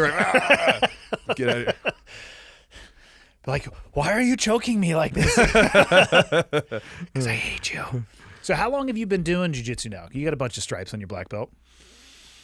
I started training, so I guess it's like 17 plus. Think you'll still be in love with it in another 17 years? I'm not. It's a relationship, right? So it changes. Like when you, for instance, a relationship with a person, you go in and it's new for a while and it's infatuation and you're learning all this new stuff. And it's all crazy and whatever else. And then you just want to spend all the time with that person. And then eventually it becomes normal. Yep. And then you're left with, do I really like this person? Because it's normal now, and I just get to see who you really are, and like, do I like the good things that you have combined with the past the shiny object phase? Yeah, and there's a lot of stuff about you that's jacked up. Do I like that stuff too? Like, does it weigh out? Jiu-jitsu is the same way. It's like it starts off very cool because it's new, it's exciting. Oh my God, there's so much cool stuff, and then eventually it settles down to a sense of normalcy. Do I really like getting bruised up and banged up to do this thing? Yeah, and so for me, it's a love where basically it's I don't like wake up in the morning going, I'm training today. Whatever. I mean, I'm excited to do it. It's always fun, but it's just something I do. It's just it goes back to, it's an itch. Yeah. And I that's the best way I can say it, because it's just something I enjoy doing. And I do it not because of progress. I don't do it because of me chasing anything. I do it because I just enjoy doing it. Like when I lift weights, I don't lift weights because I'm trying to hit some brand new numbers or anything. I'm just doing it because it's part of what I do. Yeah, it makes you feel better. Yeah. And so it's I'm just chasing that. And I feel like I came in like from the flight. And so I went and lifted weights, shook off the flight, and then came train with you guys. Felt great afterwards. And so I have there to were do it. fewer white belts there than I was hoping. That's all right. There was like 15. Actually, there was like 17 on Monday. Okay. Those feral fuckers. It wasn't. You were talking about the feral white belts. Like, they weren't too bad. But you skipped a few. Yeah, I missed some of the prime suspects. Yeah, it would have just been attribute based, but they're awesome. Oh yeah. Yeah, it's. I was just trying to give you a warning, like, okay, that dude's got the strongest grip ever. That guy's out of his mind. However, go have fun with him.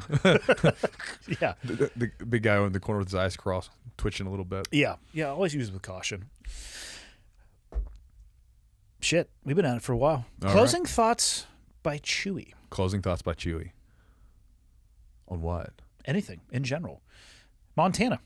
Your first trip to Montana. It's pretty. We're gonna come back in probably spring or summer. I'm gonna figure that stuff out because it's pretty. I've been wanting to come out here anyway. Yep. And then to kind of check it out. So okay, this will be all right. I was gonna bring Jess with me, but she's not a big fan of the cold. It's tipping towards the old southern end of the thermometer these days. Yep. So she's not a big fan of the cold. So we'll come back when it warms up a little bit. And I found a yurt on Airbnb, so we'll rent a yurt and go do some hiking. I'm gonna try to get on one of those. What are they called? The Forest Service. They were talking about them last night. The at dinner. watchtowers or something? Fire towers? Yes, that I think would be awesome.